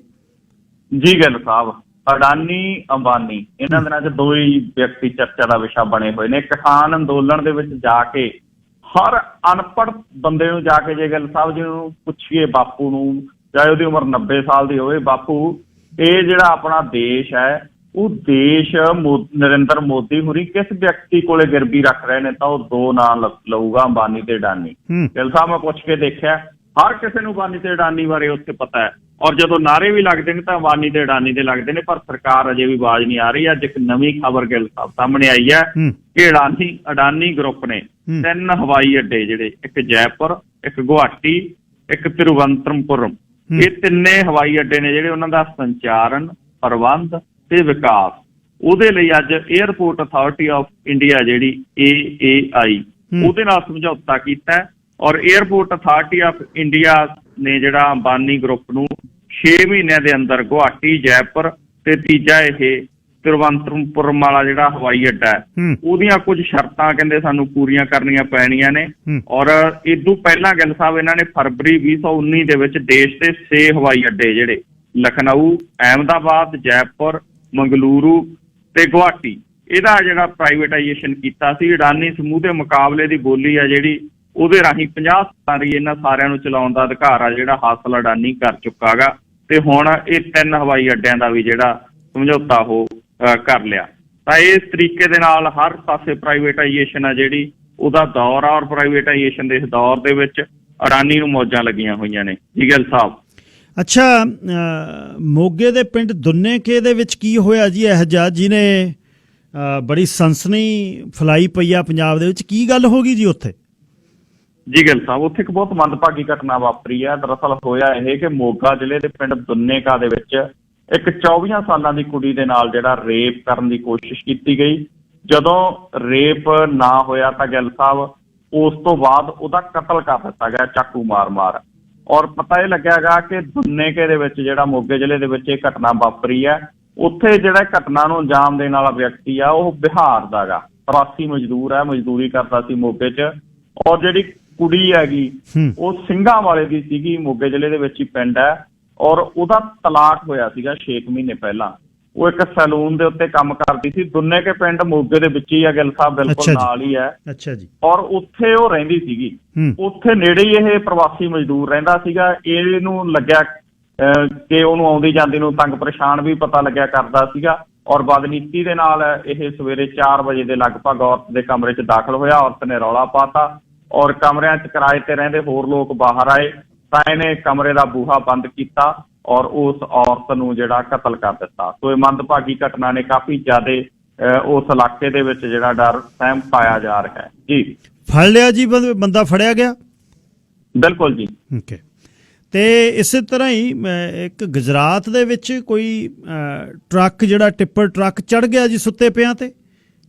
ਬਿਲਕੁਲ ਗਿੱਲ ਸਾਹਿਬ, ਔਰ ਇਹਨੇ ਸਾਡੇ ਦੇਸ਼ ਦੀ ਸਥਿਤੀ ਵੀ ਬਿਆਨ ਕਰਤੀ ਕਿ ਜਿਸ ਦੇਸ਼ ਦੇ ਪ੍ਰਧਾਨ ਮੰਤਰੀ ਜੀ ਕਹਿੰਦੇ ਨੇ ਅਸੀਂ ਦੁਨੀਆ ਦੀ ਵੱਡੀ ਤਾਕਤ ਬਣਨ ਜਾ ਰਹੇ ਹਾਂ, ਜਿਸ ਦੇਸ਼ ਦੇ ਪ੍ਰਧਾਨ ਮੰਤਰੀ ਕਹਿੰਦੇ ਨੇ ਵੀ ਸਾਡੇ ਦੇਸ਼ ਤਾਂ ਸਮੱਸਿਆ ਹੀ ਕੋਈ ਨਹੀਂ, ਇਹ ਹਾਲਤ ਆ ਕਿ ਸਾਡੇ ਦੇਸ਼ ਦੇ ਵਿੱਚ ਲੋਕ ਭੁੰਜੇ ਸੌਂਦੇ ਨੇ। ਇੰਨੀ ਠੰਡ ਦੇ ਵਿੱਚ ਵੀ ਗਿੱਲ ਸਾਹਿਬ ਲੋਕ ਆ ਜਿਹੜੇ ਉਹ ਸੜਕਾਂ ਦੇ ਉੱਤੇ ਸੌਣ ਦੇ ਲਈ ਮਜਬੂਰ ਨੇ। ਔਰ ਉਸ ਤੋਂ ਬਾਅਦ ਆਪਾਂ ਨੂੰ ਪਤਾ ਹੈ ਕਿ ਉਹਨਾਂ ਦੀ ਹਾਲਤ ਕੀ ਹੁੰਦੀ ਹੈ, ਉੱਤੋਂ ਦੀ ਕਦੇ ਵੀ ਉਹਨਾਂ ਦੇ ਕੋਈ ਵੀ ਚੀਜ਼ ਆ ਜਿਹੜੀ ਉਹ ਲੰਘ ਸਕਦੀ ਹੈ। ਔਰ ਇਹ ਗੁਜਰਾਤ ਦੀ ਖਬਰ ਹੈ, ਪ੍ਰਧਾਨ ਮੰਤਰੀ ਨਰਿੰਦਰ ਮੋਦੀ ਹੋਰਾਂ ਦੇ ਜੱਦੀ ਜਿਹੜਾ ਸੂਬਾ ਗਾ ਉੱਥੋਂ ਦੀ ਖਬਰ ਹੈ। ਪਿੱਛੇ ਜੇ ਵੀ ਇੱਕ ਖਬਰ ਹੈ ਚਰਚਾ ਦਾ ਵਿਸ਼ਾ ਬਣੀ ਸੀ, ਜਦੋਂ ਇੱਕ ਫਿਲਮ ਐਕਟਰ ਉਹਦੀ ਜਿਹੜੀ ਗੱਡੀ ਹੈਗੀ ਉਹ ਮਜ਼ਦੂਰਾਂ ਦੇ ਉੱਪਰੋਂ ਦੀ ਲੰਘ ਗਈ ਸੀ ਔਰ ਉਦੋਂ ਵੀ ਮੌਤਾਂ ਹੋਈਆਂ ਸੀ। ਉਦੋਂ ਵੀ ਭਾਰਤ ਦੀ ਸਥਿਤੀ ਹੈ ਜਿਹੜੀ ਲੋਕਾਂ ਦੇ ਸਾਹਮਣੇ ਆਈ ਸੀ ਕਿ ਦਿੱਲੀ ਦੀ ਹਾਲਤ ਇਹ ਹੈ, ਬੰਬੇ ਦੀ ਹਾਲਤ ਇਹ ਹੈ। ਪਰ ਹੁਣ ਇਹ ਖਬਰ ਜਿਹੜੀ ਉਹ ਗੁਜਰਾਤ ਦੇ ਸੂਰਤ ਤੋਂ ਆ ਰਹੀ ਹੈ ਗਿੱਲ ਸਾਹਿਬ, ਔਰ ਸੜਕ ਕੰਢੇ ਸੁੱਤੇ ਪਏ ਸੀ ਪ੍ਰਵਾਸੀ ਮਜ਼ਦੂਰ, ਔਰ ਉੱਤੇ ਉਹਨਾਂ ਦੇ ਟਰੱਕ ਚੜ੍ਹ ਗਿਆ। 15 ਪ੍ਰਵਾਸੀ ਮਜ਼ਦੂਰਾਂ ਨੂੰ ਦਰੜ ਦਿੱਤਾ, ਜਿਨ੍ਹਾਂ ਚੋਂ 15 ਦੀ ਹੀ ਮੌਤ ਹੈ ਜਿਹੜੀ ਉਹ ਹੋਈ ਹੈ। ਔਰ ਇਹ ਬਹੁਤ ਦੁਖਦਾਈ ਘਟਨਾ ਜਿਹੜੀ ਉਹ ਸੂਰਤ ਦੇ ਨੇੜੇ ਵਾਪਰੀ ਹੈ। 60 ਕਿਲੋਮੀਟਰ ਦੂਰ ਕਸੰਬਾ ਪਿੰਡ ਹੈ, ਉੱਥੇ ਘਟਨਾ ਵਾਪਰੀ ਹੈ। ਗੰਨੇ ਨਾਲ ਲੱਦੀ ਹੋਈ ਟਰੈਕਟਰ ਟਰਾਲੀ ਸੀ, ਉਹਦੇ ਨਾਲ ਟਰੱਕ ਦੀ ਟੱਕਰ ਜਿਹੜੀ ਉਹ ਹੋਈ, ਜਿਸ ਤੋਂ ਬਾਅਦ ਟਰੱਕ ਸੰਤੁਲਨ ਗਵਾ ਬੈਠਾ ਔਰ ਉਸ ਤੋਂ ਬਾਅਦ ਸੜਕ ਦੇ ਕਿਨਾਰੇ ਸੁੱਤੇ ਪਏ ਪ੍ਰਵਾਸੀ ਮਜ਼ਦੂਰਾਂ ਦੇ ਉੱਤੇ ਟਰੱਕ ਜਾ ਚੜਿਆ ਤੇ ਉਹਨਾਂ ਦੀ 15 ਦੀ ਮੌਤ ਹੈ ਜਿਹੜੀ ਉਹ ਹੋਈ ਹੈ। ਸੋ ਹੁਣ ਸਰਕਾਰ ਦੇ ਵੱਲੋਂ ਉਹਨਾਂ ਵਿਅਕਤੀਆਂ ਦੇ ਲਈ ਜਿਹੜਾ ਮ੍ਰਿਤਕਾਂ ਦੇ ਪਰਿਵਾਰਾਂ ਨੂੰ 2-2 ਲੱਖ ਰੁਪਏ ਤੇ ਜ਼ਖਮੀਆਂ ਨੂੰ 50-50 ਹਜ਼ਾਰ ਰੁਪਏ ਦੇਣ ਦਾ ਐਲਾਨ ਕੀਤਾ ਗਿਆ। ਔਰ ਪ੍ਰਧਾਨ ਮੰਤਰੀ ਨਰਿੰਦਰ ਮੋਦੀ ਨੇ ਦੱਸਦੇ ਆ ਕਿ ਦੁੱਖ ਪ੍ਰਗਟਾਇਆ ਗਾ। ਤਾਂ ਮਹਿਜ 2-2 ਲੱਖ ਤੇ 50-50 ਹਜ਼ਾਰ ਰੁਪਈਆ ਗਿੱਲ ਸਾਹਿਬ, ਇਹ ਆਪਣੇ ਆਪ ਦੇ ਵਿੱਚ ਇਉਂ ਲੱਗਦਾ ਗਾ ਕਿ ਉਹਨਾਂ ਮਜ਼ਦੂਰਾਂ ਦੇ ਨਾਲ ਬੇਇਨਸਾਫੀ ਹੈ, ਉਹਨਾਂ ਦੇ ਪਰਿਵਾਰਾਂ ਦੇ ਨਾਲ ਬੇਇਨਸਾਫੀ ਹੈ। ਸਰਕਾਰ ਨੂੰ ਬਣਦਾ ਉਹਨਾਂ ਨੂੰ ਸਰਕਾਰੀ ਨੌਕਰੀ ਦੇਵੇ ਔਰ ਜਿਸ ਤਰੀਕੇ ਦੇ ਨਾਲ ਸ਼ਹੀਦਾਂ ਦੇ ਪਰਿਵਾਰਾਂ ਨੂੰ ਦਿੱਤਾ ਜਾਂਦਾ ਹੈ ਕਿ 1 ਕਰੋੜ ਰੁਪਏ ਦੀ ਰਾਸ਼ੀ ਸਰਕਾਰ ਆ ਜਿਹੜੀ ਉਹਨਾਂ ਮਜ਼ਦੂਰਾਂ ਨੂੰ ਦੇਵੇ। ਔਰ ਦੂਸਰੀ ਗੱਲ ਇਹ ਕਿ ਸਰਕਾਰ ਪ੍ਰਬੰਧ ਕਰੇ ਕਿ ਲੋਕ ਸੜਕਾਂ ਦੇ ਉੱਤੇ ਨਾ ਸੌਣ। ਜੇ ਲੋਕ ਸੜਕਾਂ ਦੇ ਉੱਤੇ ਸੌ ਰਹੇ ਨੇ ਤਾਂ ਇਹ ਸਰਕਾਰ ਦੀ ਜਿਹੜੀ ਆਪਾਂ ਕਹਿ ਸਕਦੇ ਹਾਂ ਕਿ ਘਾਟ ਹੈਗੀ ਕਿ ਉਹਨਾਂ ਦੇ ਲਈ ਉਹ ਸ਼ੈਲਟਰ ਹੋਮ ਨਹੀਂ ਬਣਾ ਸਕੀ ਜੀ। ਆਖਰੀ ਖਬਰ ਇੱਕ ਹੁਣੇ ਹੀ ਕਿਸੇ ਨੇ ਅਖਬਾਰ ਦੀ ਕਟਿੰਗ ਭੇਜੀ ਹੈ। ਦਿੱਲੀ ਦੇ ਮੁੱਖ ਮੰਤਰੀ ਅਰਵਿੰਦ ਕੇਜਰੀਵਾਲ ਉਹਨਾਂ ਨੇ ਕਿਹਾ ਕਿ ਇਸ ਕਿਸਾਨ ਮੋਰਚੇ 'ਚ ਜਿਹੜੇ ਲੁਕੇ ਹੋਏ ਖਾਲਿਸਤਾਨੀ ਨੇ ਉਹ ਦਿੱਲੀ ਵੜ ਸਕਦੇ ਆ 26 ਜਨਵਰੀ ਨੂੰ। ਇੱਕ ਇਹਦੀ ਗੱਲ ਦਾ ਦੱਸਿਓ ਕੋਈ ਇਸ ਬਾਰੇ ਹੋ। ਤੇ ਬੜੀ ਇੱਕ ਵੱਡੀ ਇੰਟਰਵਿਊ ਵੀ ਉਹਨਾਂ ਨੇ ਦਿੱਤੀ ਹੈ ਇੱਕ ਟੀਵੀ ਚੈਨਲ ਤੇ, ਉਹ ਵੀ ਤੁਸੀਂ ਸੁਣੀ ਹੋਏਗੀ, ਮੈਂ ਹਲੇ ਸੁਣੀ ਨਹੀਂ। ਉਹਦਾ ਵੀ ਅੰਤਰੀਵ ਕੀ ਹੈ? ਇਹ ਦੋਨਾਂ ਦੀ ਗੱਲਬਾਤ ਦੱਸਿਓ ਅਖੀਰ 'ਚ। ਦੇਖੋ ਗਿੱਲ ਸਾਹਿਬ, ਗੱਲ ਇਹ ਹੈ ਕਿ ਜਿਹੜੀ ਆਮ ਆਦਮੀ ਪਾਰਟੀ ਦਾ ਪੰਜਾਬ ਯੂਨਿਟ ਹੈ, ਭਗਵੰਤ ਮਾਨ ਨੇ ਬਕਾਇਦਾ ਐਲਾਨ ਕੀਤਾ ਕਿ ਸਾਡੇ ਵਰਕਰ ਨੇ ਜਿਹੜੇ 26 ਜਨਵਰੀ ਨੂੰ ਕਿਸਾਨਾਂ ਦੇ ਨਾਲ ਜਾਣਗੇ। ਜਿਹੜੇ ਹਰਪਾਲ ਚੀਮਾ ਨੇ ਵਿਰੋਧੀ ਧਿਰ ਦੇ ਆਗੂ ਨੇ ਪੰਜਾਬ ਦੇ ਵਿੱਚ, ਆਮ ਆਦਮੀ ਪਾਰਟੀ ਦੇ ਆਗੂ ਨੇ, ਉਹਨਾਂ ਨੇ ਐਲਾਨ ਕੀਤਾ ਵੀ 26 ਜਨਵਰੀ ਨੂੰ ਅਸੀਂ ਕਿਸਾਨਾਂ ਦੇ ਨਾਲ ਜਾਵਾਂਗੇ। ਔਰ ਉਹਨਾਂ ਨੇ ਇਹ ਕਿਹਾ ਵੀ ਸਾਡਾ ਕੋਈ ਆਮ ਆਦਮੀ ਪਾਰਟੀ ਦਾ ਝੰਡਾ ਨਹੀਂ ਲੈ ਕੇ ਜਾਊ, ਆਮ ਝੰਡਿਆਂ ਦੇ ਨਾਲ ਅਸੀਂ ਦਿੱਲੀ ਦੇ ਵਿੱਚ ਐਂਟਰ ਆ ਜਿਹੜਾ ਉਹ ਹੋਵਾਂਗੇ। ਅਰਵਿੰਦ ਕੇਜਰੀਵਾਲ ਕਿਤੇ ਨਾ ਕਿਤੇ ਗਿੱਲ ਸਾਹਿਬ ਜਿਹੜਾ ਭਾਰਤੀ ਜਨਤਾ ਪਾਰਟੀ ਦੇ ਪੱਖ ਦੇ ਵਿੱਚ ਭੁਗਤਦੇ ਕਈ ਵਾਰ ਦਿਖਾਈ ਦਿੰਦੇ ਨੇ। ਉਹ 'ਚ ਕਿਸਾਨ ਅੰਦੋਲਨ ਦੇ ਵਿੱਚ ਵੀ ਉਹਨਾਂ ਨੇ ਸ਼ੁਰੂ ਦੇ ਵਿੱਚ ਕੁਛ ਚੁੱਪ ਰਹਿਣ ਦੀ ਕੋਸ਼ਿਸ਼ ਕੀਤੀ, ਉਸ ਤੋਂ ਬਾਅਦ ਹੌਲੀ ਹੌਲੀ ਉਹ ਕਿਸਾਨ ਅੰਦੋਲਨ ਦੇ ਪੱਖ ਦੇ ਵਿੱਚ ਜਿਹੜਾ ਉਹ ਬਿਆਨ ਦੇਣੇ ਸ਼ੁਰੂ ਕੀਤੇ। ਸੋ 26 ਜਨਵਰੀ ਨੂੰ ਲੈ ਕੇ ਉਹਨਾਂ ਦਾ ਕੀ ਪ੍ਰਤੀਕਿਰਿਆ ਆਉਣ ਵਾਲੇ ਦਿਨਾਂ ਦੇ ਵਿੱਚ ਆਉਂਦੀ ਹੈ ਉਹ ਦੇਖਣੀ ਹੋਊ ਗਿੱਲ ਸਾਹਿਬ। ਫਿਲਹਾਲ ਮੇਰੇ ਧਿਆਨ ਦੇ ਵਿੱਚ ਅਰਵਿੰਦ ਕੇਜਰੀਵਾਲ ਦੀ ਕੋਈ ਪ੍ਰਤੀਕਿਰਿਆ ਜਿਹੜੀ ਉਹ ਸਾਹਮਣੇ ਨਹੀਂ ਆਈ। ਮੈਂ ਕੋਸ਼ਿਸ਼ ਕਰਦਾ ਕਿ ਜ਼ਰੂਰ ਉਹਨਾਂ ਦੀ ਪ੍ਰਤੀਕਿਰਿਆ ਜਿਹੜੀ ਇਹਦੇ ਉੱਤੇ ਦੇਖਾਂ ਔਰ ਉਸ ਤੋਂ ਬਾਅਦ ਆਪਾਂ ਜ਼ਰੂਰ ਸਾਂਝੀ ਕਰਾਂਗੇ ਜੀ। ਬਿਲਕੁਲ ਜੀ, ਹਲੇ ਪਤਾ ਨਹੀਂ ਖਬਰ, ਕਿਉਂਕਿ ਹੁਣ ਤਾਂ ਹੈਡਿੰਗੇ ਬਣਾਉਣਾ 1 ਮਿੰਟ ਦੇ ਵਿੱਚ ਖਬਰ ਬਣ ਜਾਂਦੀ ਹੈ। ਅਖਬਾਰ ਦਾ ਨਾਂ ਨਹੀਂ ਹਲੇ ਉੱਪਰ ਪਤਾ, ਫੋਟੋ ਲਾਉਣੀ ਹੈ। ਸੋ ਆਪਾਂ ਨੂੰ ਬਹੁਤ ਖਿਆਲ ਰੱਖਣ ਦੀ ਲੋੜ ਹੈ। ਤੇ ਉਧਰ ਅੰਨਾ ਹਜ਼ਾਰੇ ਫਿਰ ਕਹਿੰਦੇ ਗਏ 30 ਜਨਵਰੀ ਨੂੰ ਮੈਂ ਆ ਜਾਣਾ ਦਿੱਲੀ। ਫਿਰ ਬਿਲਕੁਲ ਜੀ, ਉਹ ਅੰਨਾ ਹਜ਼ਾਰੇ ਜੀ ਕਹਿੰਦੇ ਵੀ ਮੈਂ ਆ ਰਿਹਾਗਾ ਔਰ ਮੈਂ ਆ ਕੇ ਇੱਥੇ ਭੁੱਖ ਹੜਤਾਲ ਆ ਜਿਹੜੀ ਉਹ ਸ਼ੁਰੂ ਕਰੂੰਗਾ। ਇੱਕ ਵਿਅਕਤੀ ਬੈਠਾ ਵੀ ਹੈ ਗਿੱਲ ਸਾਹਿਬ ਭੁੱਖ ਹੜਤਾਲ ਦੇ ਉੱਤੇ। ਕੋਸ਼ਿਸ਼ ਕਰਾਂਗੇ ਹੁਣ ਜਦੋਂ ਗਏ ਉਹਦੇ ਨਾਲ ਗੱਲ ਵੀ ਕਰਾਂਗੇ, ਕਿਉਂਕਿ ਉਹ ਵਿਅਕਤੀ ਆ ਜਿਹੜਾ ਉਹ ਕਿਸਾਨ ਜਥੇਬੰਦੀਆਂ ਦੇ ਨਾਲ ਸਹਿਮਤ ਨਹੀਂ ਹੈ। ਉਹ ਅਲੱਗ ਤੌਰ ਦੇ ਉੱਤੇ ਜਿਹੜੀ ਸਿੰਘੂ ਬਾਰਡਰ ਵਾਲੀ ਮੇਨ ਸਟੇਜ ਆ ਉਹਦੇ ਬਿਲਕੁਲ ਬੈਕ ਸਾਈਡ ਦੇ ਉੱਤੇ ਉਹਨੇ ਇੱਕ ਛੋਟਾ ਜਿਹਾ ਟੈਂਟ ਲਾਇਆ ਹੋਇਆ ਔਰ ਉੱਥੇ ਉਹ ਵਿਅਕਤੀ ਆ ਜਿਹੜਾ ਭੁੱਖ ਹੜਤਾਲ ਦੇ ਉੱਤੇ ਬੈਠਾ ਗਾ। ਉਹ ਮਰਨ ਵਰਤ ਉਹਨੇ ਸ਼ੁਰੂ ਕੀਤਾ ਹੋਇਆ ਗਾ ਗਿੱਲ ਸਾਹਿਬ। 1 ਮਹੀਨਾ ਉਹਨੂੰ ਵਿਅਕਤੀ ਨੂੰ ਜਿਹੜਾ ਉਹ ਹੋ ਗਿਆ ਲਗਭਗ ਮਰਨ ਵਰਤ ਦੇ ਉੱਤੇ ਬੈਠਿਆ ਨੂੰ। ਉਹਦਾ weight ਵੀ 19 ਕਿਲੋ ਦੇ ਲਗਭਗ ਜਿਹੜਾ ਘਟ ਚੁੱਕਿਆ ਗਾ ਔਰ ਉਹ ਆਪਣੇ ਆਪ ਨੂੰ ਦੱਸ ਰਿਹਾ ਮੈਂ ਸ਼ਹੀਦ ਫੇਰੂਮਾਨ ਹੋਰਾਂ ਦੀ ਤਰ੍ਹਾਂ ਜਿਹੜਾ ਉਹ ਸ਼ਹਾਦਤ ਦੇ ਦੂੰਗਾ, ਪਰ ਮੈਂ ਖੇਤੀ ਕਾਨੂੰਨਾਂ ਦੇ ਵਿਸ਼ੇ ਦੇ ਉੱਤੇ ਕੁਰਬਾਨੀ ਦੇਣ ਦੇ ਲਈ ਤਿਆਰ ਹਾਂ। ਉਹ ਬੈਠਾ ਗਿੱਲ ਸਾਹਿਬ ਆਲਰੇਡੀ। ਮੀਡੀਆ ਉਹਨੂੰ ਕਵਰ ਘੱਟ ਕਰ ਰਿਹਾ ਆਉਣ ਵਾਲੇ ਦਿਨਾਂ ਦੇ ਵਿੱਚ, ਕਿਉਂਕਿ ਜਦੋਂ ਸਥਿਤੀ ਇਹ ਆ ਮੀਡੀਆ ਦੀ ਵੀ, ਮੀਡੀਆ ਉਦੋਂ ਕਵਰ ਕਰਦਾ ਗਿੱਲ ਸਾਹਿਬ ਜਦੋਂ ਸਥਿਤੀ ਨਾਜ਼ੁਕ ਬਣ ਜਾਂਦੀ ਹੈ। ਆਉਣ ਵਾਲੇ ਦਿਨਾਂ 'ਚ ਮੀਡੀਆ ਉਹਨੂੰ ਕਵਰ ਕਰਨਾ ਸ਼ੁਰੂ ਕਰੂਗਾ ਜਿਉਂ-ਜਿਉਂ ਉਹਦੀ ਹਾਲਤ ਨਾਜ਼ੁਕ ਹੁੰਦੀ ਜਾਊ। 19 ਕਿਲੋ ਭਾਰ ਉਹਦਾ ਘਟ ਗਿਆ 1 ਮਹੀਨੇ 'ਚ ਜੀ। ਤੇ ਆਖਰੀ ਜਿਹੜੀ ਖਬਰ ਕਿ ਟਰੈਕਟਰ ਜਿਹੜਾ ਮੋਸਟਲੀ ਪੰਜਾਬ ਦੇ ਵਿੱਚੋਂ ਕਿਵੇਂ ਉਹਨਾਂ ਨੇ ਆਪਣਾ ਸਮਾਂ ਤੈਅ ਕੀਤਾ, ਕਿਸ ਤਰ੍ਹਾਂ ਤੁਰਨਾ, ਕਿ ਜਾਂ ਆਪਣੀ ਮਰਜ਼ੀ ਨਾਲ ਲੋਕ ਤੁਰਨਗੇ ਪਿੰਡਾਂ 'ਚੋਂ? ਜੇ ਉਹਦੇ 'ਚ ਕੀ ਹੈ ਜਿਹੜੀ ਰਣਨੀਤੀ ਕੀ ਹੈ ਟਰੈਕਟਰ ਲਿਜਾਣ ਵਾਲਿਆਂ ਦੀ? ਗਿੱਲ ਸਾਹਿਬ, ਰਣਨੀਤੀ ਫਿਲਹਾਲ ਇਹ ਹੈਗੀ ਕਿ ਇੱਕ ਤਾਂ ਕੱਲ ਨੂੰ ਜਿਹੜੀ ਮੀਟਿੰਗ ਹੋਣ ਜਾ ਰਹੀ ਹੈ ਕੇਂਦਰ ਸਰਕਾਰ ਦੇ ਨਾਲ ਕਿਸਾਨ ਆਗੂਆਂ ਦੀ, ਉਹ ਮੀਟਿੰਗ ਦੇ ਉੱਤੇ ਵੀ ਕੁਝ ਲੋਕਾਂ ਦੀਆਂ ਨਜ਼ਰਾਂ ਨੇ ਜਿਹੜੀਆਂ ਉਹ ਲੱਗੀਆਂ ਹੋਈਆਂ ਨੇ। ਦੂਸਰਾ ਇਹ ਕਿ ਗੁਰਨਾਮ ਸਿੰਘ ਚੜੂਨੀ ਹੋਰਾਂ ਦੇ ਉੱਤੇ ਵੀ ਨਜ਼ਰਾਂ ਲੱਗੀਆਂ ਹੋਈਆਂ। ਗੁਰਨਾਮ ਸਿੰਘ ਚੜੂਨੀ ਹੋਰਾਂ ਨੇ ਕਿਹਾ ਸੀ ਕਿ ਜਿਸ ਦਿਨ, ਕਿਉਂਕਿ ਇਹ ਤੈਅ ਕੀਤਾ ਰਿੰਗ ਰੋਡ ਕਿ ਆਊਟਰ ਰਿੰਗ ਰੋਡ ਦਿੱਲੀ ਦੇ ਉੱਤੇ ਮਾਰਚ ਕਰਨਾ, ਉਦਾਂ ਹੀ ਮੀਟਿੰਗ ਦੇ ਵਿੱਚ ਮੈਨੂੰ ਪਤਾ ਲੱਗਿਆ ਸੀ ਗੁਰਨਾਮ ਸਿੰਘ ਚੜੂਨੀ ਹਾਜ਼ਰ ਨਹੀਂ ਸੀ ਕਿਸਾਨ ਆਗੂਆਂ ਦੇ ਨਾਲ। ਔਰ ਗੁਰਨਾਮ ਸਿੰਘ ਚੜੂਨੀ ਨੇ ਉਦੋਂ ਬਾਅਦ ਕਿਹਾ ਹੋਈ ਸੀ ਵੀ ਤੁਸੀਂ ਇਹ ਤੈਅ ਤਾਂ ਨਹੀਂ ਕੀਤਾ ਜੇ ਰੋਕਿਆ ਫਿਰ ਕੀ ਕਰਾਂਗੇ। ਸੋ ਇਹ ਚੀਜ਼ ਵੀ ਤੈਅ ਕਰਨੀ ਹੈ। ਦੂਸਰਾ ਇਹ ਕਿ ਪਿੰਡਾਂ ਦੇ ਵਿੱਚ ਹੁਣ ਮਾਰਚ ਹੋ ਰਹੇ ਨੇ 22 ਜਨਵਰੀ ਤੋਂ ਫਿਰੋਜ਼ਪੁਰ ਤੋਂ ਤਾਂ ਜਥੇ ਨੇ ਜਿਹੜੇ, ਕਿਉਂਕਿ ਫਿਰੋਜ਼ਪੁਰ ਦੂਰ ਹੈ, 21 ਜਨਵਰੀ ਨੂੰ ਸ਼ੁਰੂ ਹੋਣਗੇ ਔਰ 22-23 ਜਨਵਰੀ ਤੱਕ ਸਿੰਘੂ ਬਾਰਡਰ ਪਹੁੰਚ ਜਾਣਗੇ। ਇੱਧਰੋਂ ਆਪਣੇ ਮਾਲਵੇ ਦੇ ਵਿੱਚੋਂ ਜਿਹੜੇ ਜਥੇ ਨੇ ਗਿੱਲ ਸਾਹਿਬ, ਬਾਕੀ ਨੇੜਲੇ ਇਲਾਕਿਆਂ ਦੇ ਵਿੱਚੋਂ, ਉੱਥੋਂ ਲਗਭਗ 22 ਜਨਵਰੀ ਤੋਂ ਜਥੇ ਨੇ ਜਿਹੜੇ ਉਹ ਸ਼ੁਰੂ ਹੋ ਰਹੇ ਨੇ ਔਰ 23 ਜਨਵਰੀ ਗਈ ਹੱਦ 24 ਜਨਵਰੀ ਨੂੰ ਜੇ ਕਿਸੇ ਨੇ ਰਾਤ ਸਟੇ ਵੀ ਕਰਨਾ ਹੋਇਆ। ਅਦਰਵਾਈਜ਼ ਟਰੈਕਟਰ ਇੱਕ ਦਿਨ ਦੇ ਵਿੱਚ ਵੀ ਜੇ ਸਵੇਰੇ ਇੱਥੋਂ ਚੱਲੇ 7 ਵਜੇ ਤਾਂ ਸ਼ਾਮ ਨੂੰ 10 ਵਜੇ ਤੱਕ ਜਿਹੜਾ ਰਾਤ ਨੂੰ ਪਹੁੰਚ ਜਾਂਦੇ ਨੇ। ਰਾਹ ਦੇ ਵਿੱਚ ਰੁਕ ਕੇ ਵੀ, ਤਾਂ ਅਦਰਵਾਈਜ਼ ਬਹੁਤੇ ਰਾਹ ਦੇ ਵਿੱਚ ਸਟੇ ਵੀ ਕਰਨਗੇ ਇੱਕ ਦਿਨ ਦਾ। ਸੋ 24 ਜਨਵਰੀ ਗਈ ਹੱਦ ਜਿਹੜਾ ਉਹ ਸਿੰਘੂ ਬਾਰਡਰ ਦੇ ਉੱਤੇ ਕਾਫਲੇ ਪੰਜਾਬ ਤੋਂ ਪਹੁੰਚਣਗੇ। 21 ਤੇ 22 ਨੂੰ ਪੰਜਾਬ ਦੇ ਵਿੱਚੋਂ ਤੁਰ ਰਹੇ ਨੇ। ਔਰ ਟਰੈਕਟਰਾਂ ਦੀ ਗਿਣਤੀ ਗਿੱਲ ਸਾਹਿਬ ਅੱਜ ਦਿੱਲੀ ਪੁਲਿਸ ਵਾਲੇ ਵੀ ਪੁੱਛ ਰਹੇ ਸੀ ਕਿਸਾਨ ਆਗੂ ਨੂੰ ਵੀ ਗਿਣਤੀ ਕਿੰਨੀ ਹੋਊ, ਉਹ ਕਹਿੰਦੇ ਸਾਨੂੰ ਤਾਂ ਆਪ ਨਹੀਂ ਪਤਾ, ਸਾਨੂੰ ਇੱਕ ਗੱਲ ਪੱਕੀ ਪਤਾ ਵੀ ਇੰਨੀ ਗਿਣਤੀ ਹੋਊ ਤੁਸੀਂ ਗਿਣ ਨਹੀਂ ਸਕਦੇ। ਸੋ ਇਹ ਜਿਹੜਾ ਮਤਲਬ ਪੰਜਾਬ ਦੇ ਵਿੱਚੋਂ ਰੋਹ ਜਿਹੜਾ ਪੰਜਾਬ ਦੇ ਵਿੱਚੋਂ ਲਲਕਾਰ ਉੱਠੀ ਹੈ, ਜਿੱਡਾ ਇਕੱਠ ਗਰੇਵਾਲ ਤੇ ਜਿਆਣੀ ਦੇ ਬਾਹਰ ਚ ਔਰਤਾਂ ਦਾ ਹੋਇਆ, ਜਿੰਨੀ ਵੱਡੀ ਤਾਦਾਦ ਦੇ ਵਿੱਚ ਮੈਂ ਦੇਖਿਆ, ਮੈਨੂੰ ਤਾਂ ਪਤਾ ਹੀ ਨਹੀਂ ਸੀ ਗੱਲ ਸਾਹਿਬ ਵੀ ਇੰਨੀਆਂ ਔਰਤਾਂ ਟਰੈਕਟਰ ਚਲਾ ਲੈਂਦੀਆਂ ਨੇ। ਉਹ ਤਾਂ ਹੁਣ ਸੜਕਾਂ ਤੇ ਆਏ ਤੋਂ ਪਤਾ ਲੱਗਦਾ, ਔਰ ਦਿੱਲੀ ਦੀਆਂ ਸੜਕਾਂ ਤੇ ਜਦੋਂ ਟਰੈਕਟਰ ਤੁਰੇ ਉਦੋਂ ਪਤਾ ਲੱਗੂ ਪੰਜਾਬ ਦੀਆਂ ਇੰਨੀਆਂ ਔਰਤਾਂ ਟਰੈਕਟਰ ਚਲਾਉਣ ਜਾਣਦੀਆਂ ਨੇ। ਸੋ ਇਹ ਇੱਕ ਮਤਲਬ ਜੋਸ਼, ਇੱਕ ਜੋਸ਼ੀਲਾ ਜਿਹੜਾ ਪੰਜਾਬ ਦੇ ਵਿੱਚੋਂ ਔਰਤਾਂ ਦਾ ਵੀ ਰੂਪ ਆ ਉਹ ਸਾਹਮਣੇ ਆ ਰਿਹਾ ਹੈ ਜੀ। ਧੰਨਵਾਦ ਬਹੁਤ ਬਹੁਤ। ਤੇ ਕੱਲ ਨੂੰ ਫੇਰ ਆਪਾਂ ਸਵੇਰੇ 9:20 ਤੇ ਗੱਲਬਾਤ ਕਰਾਂਗੇ। ਆਪਣਾ ਖਿਆਲ ਰੱਖਣਾ। 1-2 ਦਿਨਾਂ ਤੱਕ ਤੁਸੀਂ ਵੀ 21-22 ਤੱਕ 23 ਤੱਕ ਉੱਥੇ ਪਹੁੰਚੋਗੇ ਤੇ ਆਪਾਂ ਅਰਦਾਸ ਕਰੀਏ, ਆਸ ਕਰੀਏ ਉਸ ਪਰਵਰਦਗਾਰ ਗੁਰੂ ਪਾਤਸ਼ਾਹ ਅੱਗੇ ਕਿ ਸੁਖ ਸਵੀਲੀ ਇਹ ਲੋਕ ਜਾਣ, ਆਪਣਾ ਜਿਹੜਾ ਗੁੱਸਾ ਉਹ ਪ੍ਰਗਟ ਕਰਨ ਤੇ ਕਿਸੇ ਨੂੰ ਸੱਟ ਪੇਟ ਕੋਈ ਅਜਿਹਾ ਕੁਝ ਨਾ ਹੋਵੇ। ਸੋ ਕੱਲ ਨੂੰ ਫੇਰ ਸ਼ਾਮਲ ਹੁੰਦੇ ਹਾਂ। ਧੰਨਵਾਦ। ਸ਼ੁਕਰੀਆ ਗਿੱਲ ਸਾਹਿਬ, ਤੁਹਾਡਾ ਬਹੁਤ ਬਹੁਤ ਧੰਨਵਾਦ। ਸਰਦਾਰ ਨਮਕੀਨ ਸਿੰਘ ਪੱਤੀ ਪੰਜਾਬ ਤੋਂ ਗੱਲਬਾਤ ਕਰ ਰਹੇ ਸੀ। ਰਾਜਸਥਾਨੀ ਸਾਹਿਬ ਸਤਿ ਸ਼੍ਰੀ ਅਕਾਲ ਜੀ। ਹਾਂਜੀ ਸਤਿ ਸ਼੍ਰੀ ਅਕਾਲ ਗਿੱਲ ਸਾਹਿਬ ਜੀ। ਸਤਿ ਸ਼੍ਰੀ ਅਕਾਲ। ਹਾਂਜੀ ਮੈਂ ਵਿਸ਼ਲੇਸ਼ਣ ਕਰਦਾ ਅੱਜ ਜੀ ਵੀ ਜੱਟ ਸੀ ਕੋਈ ਫੜ ਕੇ ਲੈ ਗਿਆ ਅਕਬਰ ਬਾਦਸ਼ਾਹ ਤੇ ਉਹ ਮੂਹਰੇ ਵੀ ਜੱਟ ਫੜੇ ਹੋਏ ਸੀ ਪਹਿਲਾਂ ਰਾਤ ਦੇ ਤੇ ਉਹਨਾਂ ਨੇ ਅੱਖ ਨਾਲ ਇਸ਼ਾਰਾ ਮਾਰਿਆ ਵੀ ਤੂੰ ਕਿਵੇਂ ਆਇਆ ਤੂੰ ਕਿਵੇਂ ਆਇਆ ਤੇ ਉਹ ਬੀਰਬਲ ਨੂੰ ਪੁੱਛਦਾ ਵੀ ਆਂਦਾ ਕੀ ਗੱਲਬਾਤ ਹੋਈ, ਕਹਿੰਦਾ ਵੀ ਗੱਲਬਾਤ ਹੋ ਗਈ ਇਹਨਾਂ ਦੀ ਤੇ ਬੜਾ ਹੈਰਾਨ ਬਾਦਸ਼ਾਹ ਵੀ ਇਹ ਇਸ਼ਾਰੇ ਨਾਲ ਗੱਲ ਕਰ ਗਏ। ਇਹ ਕਹਾਵਤ ਬਣੀ ਹੈਗੀ ਆ ਵੀ ਅਨਪੜ੍ਹ ਜਾਟ ਪੜ੍ਹੋ ਜੈਸਾ, ਪੜ੍ਹਾ ਲਿਖਾ ਜਾਟ ਖੁਦਾ ਜੈਸਾ। ਜੀ ਜੱਟਾਂ ਦਾ ਰਾਜ ਸੀ ਕਿਸੇ ਜ਼ਮਾਨੇ 'ਚ ਭਾਰਤ ਦੇ ਉੱਤੇ। ਸਾਡੇ ਰਾਜਸਥਾਨ 'ਚ ਵੀ ਜਾਟਾਂ ਦੀਆਂ ਸੀਟਾਂ ਸੀ ਬਹੁਤ ਜ਼ਿਆਦਾ। ਅੱਛਾ ਜੀ। ਹੌਲੀ ਹੌਲੀ ਰਾਜਪੂਤਾਂ ਨੇ ਖੋਲੀਆਂ ਤੇ ਇਹ ਜਿਹੜੀ ਜੱਟ ਵਿੱਦਿਆ ਇਹ ਬਹੁਤ ਇਹਨੂੰ ਮਤਲਬ ਇਸ ਵੇਲੇ ਜਿਹੜਾ ਇਹਦਾ ਹੁਣ ਆ ਗਈ ਪ੍ਰੀਖਿਆ ਜੇ ਵੀ ਹੁਣ ਇਹ ਖੜੇ ਹੋ ਗਏ ਆਪਦੇ ਹੱਕਾਂ ਦੇ ਉੱਤੇ, ਮੂਵਮੈਂਟ ਚੱਲ ਪਈ ਹੈਗੀ ਆ।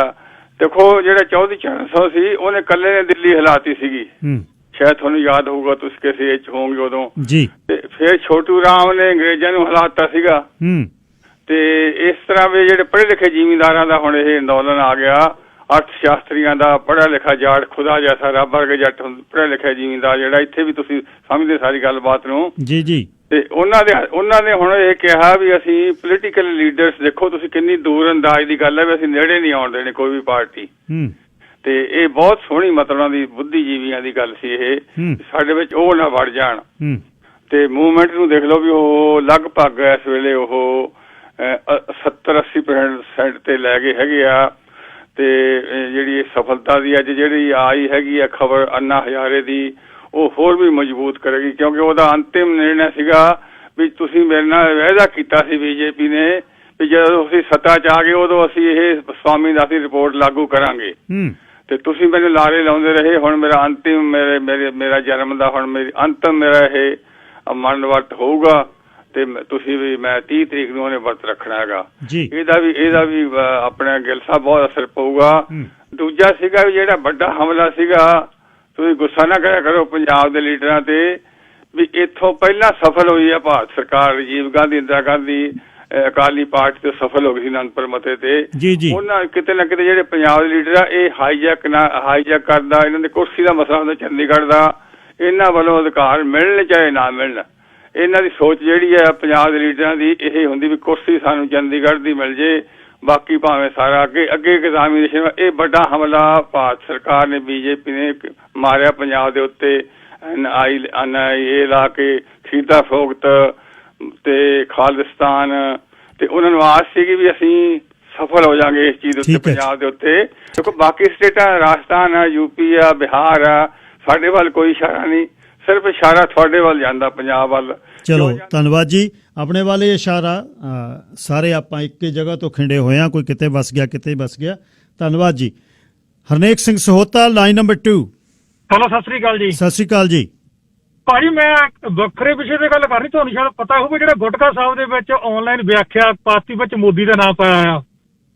ਮੈਨੂੰ ਨਹੀਂ ਜੀ ਪਤਾ ਇਹਦੇ ਬਾਰੇ। ਹਾਂਜੀ, ਉਹ ਜਿਹਦਾ ਸਿੱਖ ਵਰਡ ਦਾ ਜਿਹੜਾ ਗੁਟਕਾ ਸਾਹਿਬ ਦਾ ਜਿੱਥੇ ਆਉਂਦਾ ਇੱਕ ਸੰਸਾਰੀ, ਇੱਕ ਭੰਡਾਰੀ, ਇੱਕ ਲਾਏ ਦੀਵਾਨ, ਅੱਛਾ ਉਹਦੀ ਜੀ। ਵਿਆਖਿਆ ਲਿਖੀ ਆ ਬ੍ਰਹਮਾ ਸੰਸਾਰ ਰਚਣ ਵਾਲਾ, ਵਿਸ਼ਨੂੰ ਰੋਜੀ ਰੋਟੀ ਦੇਣ ਵਾਲਾ, ਵਿਸ਼ਨੂੰ ਜਾਂ ਮੋਦੀ। ਜਿਹੜਾ ਉਹਦਾ ਗ੍ਰੰਥ ਸਾਹਿਬ, ਗੁਰੂ ਗ੍ਰੰਥ ਸਾਹਿਬ ਦਾ ਹੈ ਪਿਆ, ਉਹਦੇ ਵਿੱਚ ਮੋਦੀ ਨਹੀਂ ਲਿਖਿਆ, ਗੁਟਕਾ ਸਾਹਿਬ ਮੋਦੀ ਲਿਖਿਆ। ਇੱਕ ਹੋਰ ਗੁਟਕਾ ਉਹਦੇ ਵਿੱਚ ਵੀ ਮੋਦੀ ਲਿਖਿਆ। ਫਿਰ ਮੇਰੇ ਸਨ ਨੇ ਸਰਚ ਕੀਤੀ, ਜਿਹੜਾ ਫਰੀਦਕੋਟੀਆਂ ਦਾ ਆ ਜਿਹੜਾ ਕੀਤਾ ਵਿਆਖਿਆ, ਉਹਦੇ ਵਿੱਚ ਹੈ ਨਹੀਂਗਾ। ਇਹ ਕੋਈ ਮਨਮੋਹਨ ਸਿੰਘ ਹੈ ਸ਼ਾਇਦ, ਉਹਦਾ ਨਾਂ ਪਾਇਆ ਵਿੱਚ, ਜਾਂ ਉਹਨੂੰ ਇਸ ਗੱਲ ਦਾ ਪਤਾ ਨਹੀਂ ਹੈ, ਉਹਦੀ ਵਿਆਖਿਆ ਪਾਈ ਆ ਤੇ ਮੋਦੀ ਵੀ ਰੋਜੀ ਰੋਟੀ ਦੇਣ ਵਾਲਾ। ਤੇ ਕਿੱਥੇ ਇਹ ਗੁਟਕਾ ਕਿੱਥੇ ਆ ਜੀ? ਆਨਲਾਈਨ ਹੈ? ਆਨਲਾਈਨ, ਹਾਂਜੀ, ਸਿੱਖ ਵਰਲਡ ਦਾ। ਉਹਦੇ ਵਿੱਚ ਮੈਂ ਤੁਹਾਨੂੰ ਵੈਸੇ ਤੁਹਾਡੀ ਫੇਸਬੁੱਕ ਤੇ ਆਲਰੇਡੀ ਸਕਰੀਨਸ਼ਾਟ ਭੇਜਤਾ ਆ। ਓਕੇ ਜੀ, ਮੈਂ ਦੇਖਦਾ। ਧੰਨਵਾਦ ਜੀ, ਬਹੁਤ ਮਾੜੀ ਗੱਲ ਜੀ। ਧੰਨਵਾਦ ਜੀ। ਸਮਾਂ ਜਿਹੜਾ ਮੇਰੇ ਖਿਆਲ ਚੱਲ ਰਿਹਾ ਹੈ ਉਹਦੇ ਵਿੱਚ ਇਹ ਹੋ ਸਕਦਾ ਸ਼ਰਾਰਤ ਹੋਵੇ, ਡਾਇਵਰਟ ਜਿਹੜਾ ਕਈ ਵਾਰ ਤੁਹਾਡੀਆਂ ਇੰਟੈਂਸ਼ਨਸ ਕਰਨ ਲਈ ਕੋਸ਼ਿਸ਼ ਕੀਤੀ ਜਾਂਦੀ ਹੁੰਦੀ ਹੈ। ਆਪਾਂ ਆਪਣੇ ਵੱਲੋਂ ਫੋਕਸ ਰੱਖਿਓ ਵੀ ਕੀ ਕਹਾਣੀ ਕੀ ਚੱਲ ਰਹੀ ਹੈ ਆਲੇ ਦੁਆਲੇ। ਉੱਥੇ ਵੀ ਆਉਣ ਵਾਲੇ 5-4 ਦਿਨ ਬਹੁਤ ਅਲੱਗ ਕਿਸਮ ਦੇ ਹੋਣੇ ਨੇ। ਅਤੇ ਜਦ ਵੀ ਪੰਜਾਬ 'ਚ ਗੱਲ ਹੁੰਦੀ ਹੈ, ਜਿਨ੍ਹਾਂ ਨੇ ਪਿੰਡੋਂ ਤੁਰਨਾ ਟਰੈਕਟਰ ਲੈ ਕੇ, ਉਹਨਾਂ ਨੂੰ ਇੱਕ ਗੱਲ ਸਮਝਾਉਣੀ ਆ ਕਿ ਧੱਕਾ ਨਹੀਂ ਕਰਨਾ ਕਿਤੇ ਵੀ ਉਹਨਾਂ ਦੇ ਹੱਥ ਦੇ ਵਿੱਚ ਸਰਕਾਰਾਂ ਦੇ ਅਜਿਹਾ ਕੁਝ ਨਾ ਫੜਾ ਦਿਓ ਜਿਹਦੇ ਕਰਕੇ ਉਹਨਾਂ ਨੂੰ ਤਸ਼ੱਦਦ ਜਿਹੜਾ ਉਹਨੂੰ ਲੈਜਿਟਮੇਟ ਕਰ ਦੇਣ। ਸੋ ਇਹ ਥੋੜ੍ਹਾ ਜਿਹਾ ਸੁਨੇਹਾ ਆਪਾਂ ਨਾਲ ਦਿੰਦੇ ਰਹਿਣਾ। ਨਿਗਾਹ ਆਪਣੀ ਉੱਥੇ ਰੱਖੋ ਜਿੱਥੇ ਸਾਡੇ ਵੱਡੇ ਬੈਠੇ ਹੈ, ਅਤੇ ਗੁਰੂ ਕਿਰਪਾ ਦੇ ਨਾਲ ਉੱਥੇ ਜਿੱਤ ਹੋਵੇ, ਅਤੇ ਨਿਗਾਹ ਹੀ ਉੱਧਰ ਰੱਖੋ। ਜਾਂ ਜਿੱਤਾਂ ਹੁੰਦੀਆਂ ਨੇ, ਰਾਜ ਪਲਟਦੇ ਨੇ, ਤਾਂ ਸਾਰੀਆਂ ਚੀਜ਼ਾਂ ਬਦਲ ਜਾਂਦੀਆਂ ਨੇ। ਵਕਤ ਦੀ ਗੱਲ ਹੈ। ਪ੍ਰੋਗਰਾਮ ਤੁਹਾਡੇ ਤੱਕ ਪਹੁੰਚਾਉਂਦੇ ਨੇ ਗੱਲਬਾਤ ਮੈਂ ਅੱਜ ਖਾਸ ਤੁਹਾਡੇ ਨਾਲ ਸ਼ੁਰੂ ਕਰਨੀ ਆ, ਜਿਹੜੀ ਮੇਰੇ ਬਹੁਤ ਦਿਲ ਦੀ ਉਮੰਗ ਸੀ।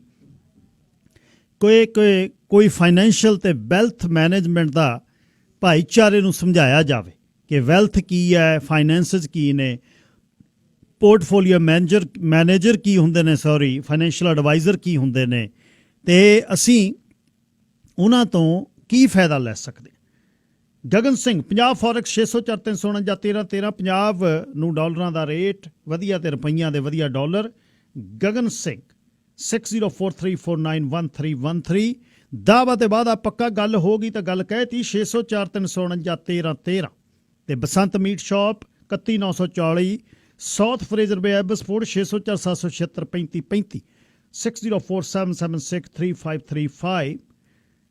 ਮਨਜਿੰਦਰ ਸਿੰਘ ਪੰਧੇਰ ਉਹਨਾਂ ਨਾਲ ਤੁਸੀਂ ਇਸ ਨੰਬਰ ਤੇ ਗੱਲਬਾਤ ਕਰਿਓ। ਤੇ ਮੀਟ ਸ਼ਾਪ ਉਹਨਾਂ ਦੀ ਜਿਹੜੀ ਐਬਸਪੋਰਟ 'ਚ ਸਫਾਈ ਪੂਰੀ, ਕੁਆਲਿਟੀ ਮੀਟ ਦੀ ਪੂਰੀ, ਮੈਰੀਨੇਟ ਕਰਕੇ ਮੀਟ ਦਿੰਦੇ ਆ, ਅਤੇ ਤੁਸੀਂ ਰॉ ਮੀਟ ਵੀ ਲਿਆ ਸਕਦੇ ਹੋ। ਬਹੁਤ ਹੋਰ ਜਿਹੜੀਆਂ ਵੰਨਗੀਆਂ ਨੇ ਮੀਟ ਦੀਆਂ ਉਹ ਤੁਹਾਡੇ ਲਈ ਬਣਾਉਂਦੇ ਆ। 31940 ਸਾਊਥ ਫਰੇਜ਼ਰ ਵੇ। ਅੱਜ ਵਾਲੀ ਜਿਹੜੀ ਸੈਗਮੈਂਟ ਮੈਂ ਸ਼ੁਰੂ ਕਰ ਰਿਹਾ, ਇਹ ਹਰ ਮੰਗਲਵਾਰ ਨੂੰ 10:10 ਤੇ ਤੁਹਾਡੀ ਸੇਵਾ ਦੇ ਵਿੱਚ ਹੋਏਗੀ, ਜਦ ਤੱਕ ਜਾਣਕਾਰੀ ਭਰਪੂਰ ਨਹੀਂ ਹੋ ਸਕਦੀ। ਸਰ ਸਤਵੀਰ ਸਿੰਘ ਗਿੱਲ, ਸੈਟ ਗਿੱਲ, ਜਿਨ੍ਹਾਂ ਨੂੰ ਤੁਸੀਂ ਜਾਣਦੇ ਹੋ ਐਬਸਫੋਰਡ ਦੇ ਵਿੱਚ ਭਾਈਚਾਰੇ ਦੇ ਵਿੱਚ ਪਰਿਵਾਰ ਦਾ ਨਾਂ ਹੈ। ਐਮਨ ਗਿੱਲ ਹੋਣੀ, ਸੈਟ ਗਿੱਲ ਹੋਣੀ, ਦੋਨਾਂ ਨੂੰ ਤੁਸੀਂ ਜਾਣਦੇ ਹੋ ਵੀ ਭਾਈਚਾਰੇ 'ਚੋਂ ਕਿੰਨਾ ਕੰਮ ਕਰਦੇ ਆ, ਧਰਮ ਵਾਲੇ ਪੱਖੋਂ, ਸੋਸ਼ਲ ਤੇ ਪਬਲਿਕ, ਜਿੰਨਾ ਵੀ ਕੰਮ ਕਰ ਸਕੇ।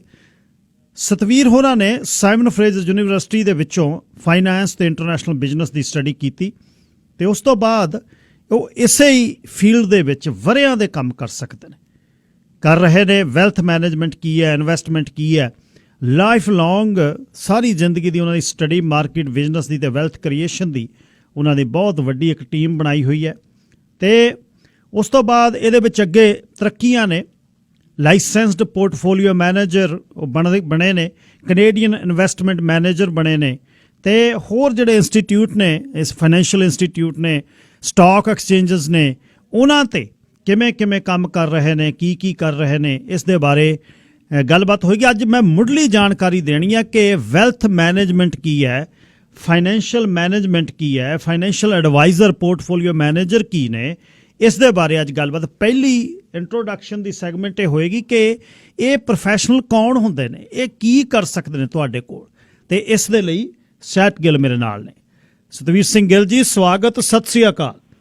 ਸਤਿ ਸ੍ਰੀ ਅਕਾਲ Harjit Singh, thank you for having me ਤੇ ਥੈਂਕ ਯੂ ਜਿਹੜਾ ਤੁਸੀਂ ਦੇ ਸ਼ੇਅਰ ਪੰਜਾਬ ਕਰਦੇ ਆ ਫॉर आवर ਕਮਿਊਨਿਟੀ ਐਜੂਕੇਸ਼ਨ ਲਈ ਤੇ ਨਾਲੇ ਜਿੰਨਾ ਤੁਸੀਂ ਸਪੋਰਟ ਕਰਦੇ ਆ ਜਿਵੇਂ ਤੁਸੀਂ ਕਿਹਾ ਵੀ ਆਪਣੇ ਫਾਰਮਰਸ ਨੂੰ ਤੇ ਸਾਰੀ ਕਮਿਊਨਿਟੀ ਨੂੰ ਪਿੱਛੇ ਮੋੜ ਦਿੱਤਾ is very very very appreciative thank you ਧੰਨਵਾਦ ਜੀ ਬਹੁਤ ਬਹੁਤ ਅੱਛਾ ਮੇਰੇ ਇਹ ਮਨ ਦੇ ਵਿੱਚ ਸੀ ਜ਼ਿੰਦਗੀ ਦੇ 20-22 ਵਰੇ ਇੱਥੇ ਮੈਨੂੰ ਹੋ ਗਏ ਆਏ ਨੂੰ ਮੇਰੇ ਤੋਂ ਪਹਿਲਾਂ ਦੇ ਹੋਏ ਨੇ ਜਿਹੜੀ ਅਸੀਂ ਫਸਟ ਪੀੜ੍ਹੀ ਆ ਫਸਟ ਜਨਰੇਸ਼ਨ ਆ ਮਿਹਨਤ ਕਰੀ ਜਾਂਦੇ ਆ ਕਮਾਈ ਕਰਦੇ ਆ ਮੌਰਗੇਜ ਦੇਤੀਆਂ ਗਰੋਸਰੀ ਦੇ ਬਿੱਲ ਦੇਤੇ ਕਾਰਾਂ ਦੀਆਂ ਪੇਮੈਂਟਸ ਦੇਤੀਆਂ ਤੇ 5-7% ਮਸਾਂ ਹੀ ਉਹਦੇ ਚੋਂ ਅਸੀਂ ਸੇਵਿੰਗਸ ਕਰਦੇ ਆ ਤੇ ਪਰ ਕੁਝ ਜਿਹੜੇ ਸਿਆਣੇ ਕਮਿਊਨਿਟੀ ਦੇ ਵਿੱਚੋਂ ਬੰਦੇ ਕੰਮ ਕਰਦੇ ਆ ਉਹ ਆਪਣੇ ਫਾਈਨੈਂਸਿਸ ਨੂੰ ਮੈਨੇਜ ਕਰਨਾ ਸਿੱਖ ਜਾਂਦੇ ਆ ਉਹ ਕਹਿੰਦੇ ਵੀ ਆ ਤੇ ਅਸੀਂ ਉਹਨਾਂ ਨੂੰ ਜਵਾਬ ਦਿੰਦੇ ਆ ਉਹ ਯਾਰ ਇਹ ਕਿਸ ਤਰ੍ਹਾਂ ਹੁੰਦਾ ਇਹ ਕੀ ਹੁੰਦੀ ਹੈ ਸਾਡੇ ਤਾਂ ਖਰਚੇ ਨਹੀਂ ਪੂਰੇ ਹੁੰਦੇ ਅਸੀਂ ਸੇਵਿੰਗਸ ਕੀ ਕਰੀਏ ਅਸੀਂ ਇਹ ਵੈਲਥ ਮੈਨੇਜਮੈਂਟ ਦਾ ਅਸੀਂ ਕੀ ਕਰੀਏ ਹੁਣ ਤੁਸੀਂ ਬੀਇੰਗ ਏ ਪ੍ਰੋਫੈਸ਼ਨਲ ਕਮਿਊਨਿਟੀ ਨੂੰ ਪਹਿਲਾਂ ਤਾਂ ਇਹ ਸਮਝਾਓ ਕਿ ਇਹ ਵੈਲਥ ਮੈਨੇਜਮੈਂਟ ਕੀ ਹੁੰਦੀ ਹੈ ਫਾਈਨੈਂਸ਼ੀਅਲ ਮੈਨੇਜਮੈਂਟ ਕੀ ਹੁੰਦੀ ਹੈ ਫਾਈਨੈਂਸ਼ੀਅਲ ਐਡਵਾਈਜ਼ਰ ਕੀ ਹੁੰਦੇ ਨੇ ਜੀ ਜੀ ਇਹ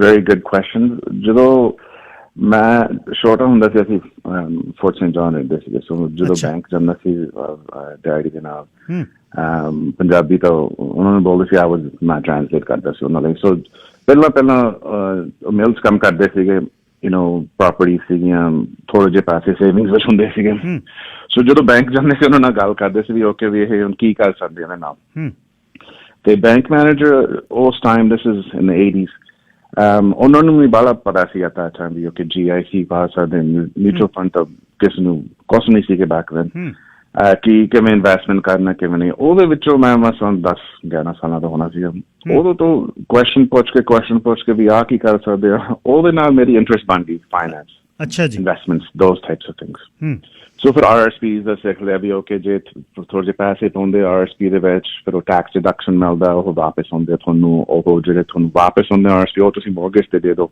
ਸੇਵਿੰਗਸ ਕਰ ਲਓ ਦੋਜ਼ ਟਾਈਪਸ ਆਫ ਥਿੰਗਸ ਤੇ ਉਸ ਟਾਈਮ ਦੇ ਵਿੱਚ ਬਾਹਲੇ ਹੈ ਨਹੀਂ ਸੀਗੀ ਇਨਫੋਰਮੇਸ਼ਨ ਅਵੇਲੇਬਲ ਸਪੈਸ਼ਲੀ ਆਪਣੀ ਕਮਿਊਨਿਟੀ ਨੂੰ ਜੀ ਹੁਣ ਤਾਂ ਜਿੱਥੇ ਮਰਜ਼ੀ ਜਾਵੜੋ ਐਨੀ ਬੈਂਕ ਬ੍ਰਾਂਚ ਐਨੀ ਕ੍ਰੈਡਿਟ ਯੂਨੀਅਨ ਆਫਿਸਿਸ ਆਪਣੇ ਲੋਕ they're all in every single position ਤੇ ਮਿਹਨਤ ਕਰਦੇ ਆ ਸੋ ਆਪਣੇ ਕੋਲੇ ਹੁਣ ਨੌਲੇਜ ਹੈਗੀ ਹੈ ਕਮਿਊਨਿਟੀ ਦੇ ਵਿੱਚ ਪਰ ਜਿਵੇਂ ਤੁਸੀਂ ਕਹਿੰਦੇ to explain it we what is portfolio manager what is wealth manager I think fairly people understand it but fairly understand ਨਹੀਂ ਕਰਦੇ because ਜਿਵੇਂ ਤੁਸੀਂ ਕਹਿੰਦੇ ਵੀ ਉਹ ਸਾਡੀ ਰੀਚ ਦੇ ਵਿੱਚ ਨਹੀਂ ਉਹ ਗੱਲ ਆਏ ਪਤਾ ਵੀ ਜਦੋਂ ਆਪਾਂ ਡਾਕਟਰ ਦੇ ਜਾਣੇ ਵੀ ਆਪਣੇ ਲਈ ਕੀ ਕਰਦੇ ਆਏ ਪਤਾ ਵੀ ਜੇ ਬੈਂਕ ਜਾਣਾ ਓਕੇ ਮੌਰਗੇਜ ਮਿਲ ਜਾਂਦੀ ਹੈ ਜੀ ਜੀ ਪਰ ਜਿਹੜੇ on the investment side it's very similar too so ਜਿਹੜੀ ਤੁਹਾਡੀ financial health is just as important as your physical health so ਜਦੋਂ ਜੇ physical health ਦੇ ਵਿੱਚ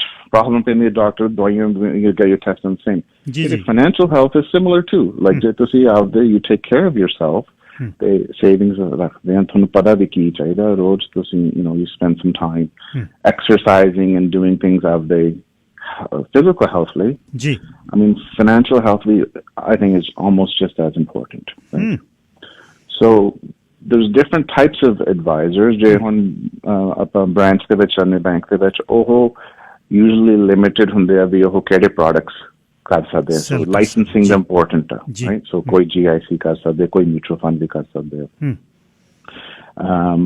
ਫਿਰ ਜਿਹੜੀ ਸਾਡੀ ਲਾਇਸੈਂਸਿੰਗ ਵਰ ਪੋਰਟਫੋਲੀਓ ਮੈਨੇਜਰ ਸੋ ਅਸੀਂ ਵੀ manage the portfolio differently because licensing ਤੇ ਜਿਹੜੀ ਰੈਗੂਲੇਟਰੀ ਬਾਡੀਜ਼ ਹੁੰਦੀਆਂ ਪਰ ਫॉर most people ਜਦੋਂ ਅੰਦਰ ਜਾਂਦੇ ਬ੍ਰਾਂਚ ਦੇ ਵਿੱਚ ਹਾਂ GIC ਲੈ ਸਕਦੇ ਆ ਮਿਊਚੁਅਲ ਫੰਡ ਲੈ ਸਕਦੇ ਆ TFSA ਆ RSP ਦੇ ਉਹ ਚੀਜ਼ਾਂ ਹੁੰਦੀਆਂ ਪਰ ਜਿਹੜੀ ਤੁਸੀਂ ਗੱਲ ਕਰਦੇ ਵੀ ਬੇਸਿਕਸ ਵੀ ਆਪਾਂ ਸਮਝਾਈਏ I think that is very important ਜੀ ਸੋ ਆਪਾਂ ਉੱਥੋਂ ਹੀ ਸ਼ੁਰੂ ਕਰਦੇ ਹਾਂ ਬਿਲਕੁਲ what is basics ਜੀ ਜੀ ਕਾਰਨ ਇਹ ਆ ਜੇ ਆਪਾਂ ਨੂੰ ਉੱਥੇ ਕੋਈ ਰਿਸੈਪਸ਼ਨ ਤੇ ਜਾਂ ਕੋਈ ਉਹਨਾਂ ਦਾ ਬੈਂਕ EMPLOYE ਕਹੇ ਵੀ ਤੁਹਾਡੀ GIC ਜਾਂ RRSP ਜਾਂ RESP ਇਹ ਤਿੰਨ ਚੀਜ਼ਾਂ ਤਾਂ ਦਿਮਾਗ 'ਚ ਆ ਜਾਂਦੀਆਂ ਨੇ RRSP ਵੀ ਅਸੀਂ ਆਪਣੇ ਟੈਕਸ ਤੋਂ ਬਚਣਾ RESP ਕਹਿੰਦੇ ਜਵਾਕਾਂ ਨੇ ਯੂਨੀਵਰਸਿਟੀ ਜਾਣਾ ਤਾਂ ਰਜਿਸਟਰਡ ਐਜੂਕੇਸ਼ਨ ਸੇਵਿੰਗਸ ਪਲਾਨ ਲੈ ਲਈਏ, ਇਹ 'ਚ ਥੋੜ੍ਹੇ ਬਹੁਤੇ ਪਾਈ ਚੱਲੀਏ, ਗ੍ਰੇਡ 12 ਤੋਂ ਬਾਅਦ ਬੱਚਿਆਂ ਦੇ ਮਿਲ ਜਾਣਗੇ।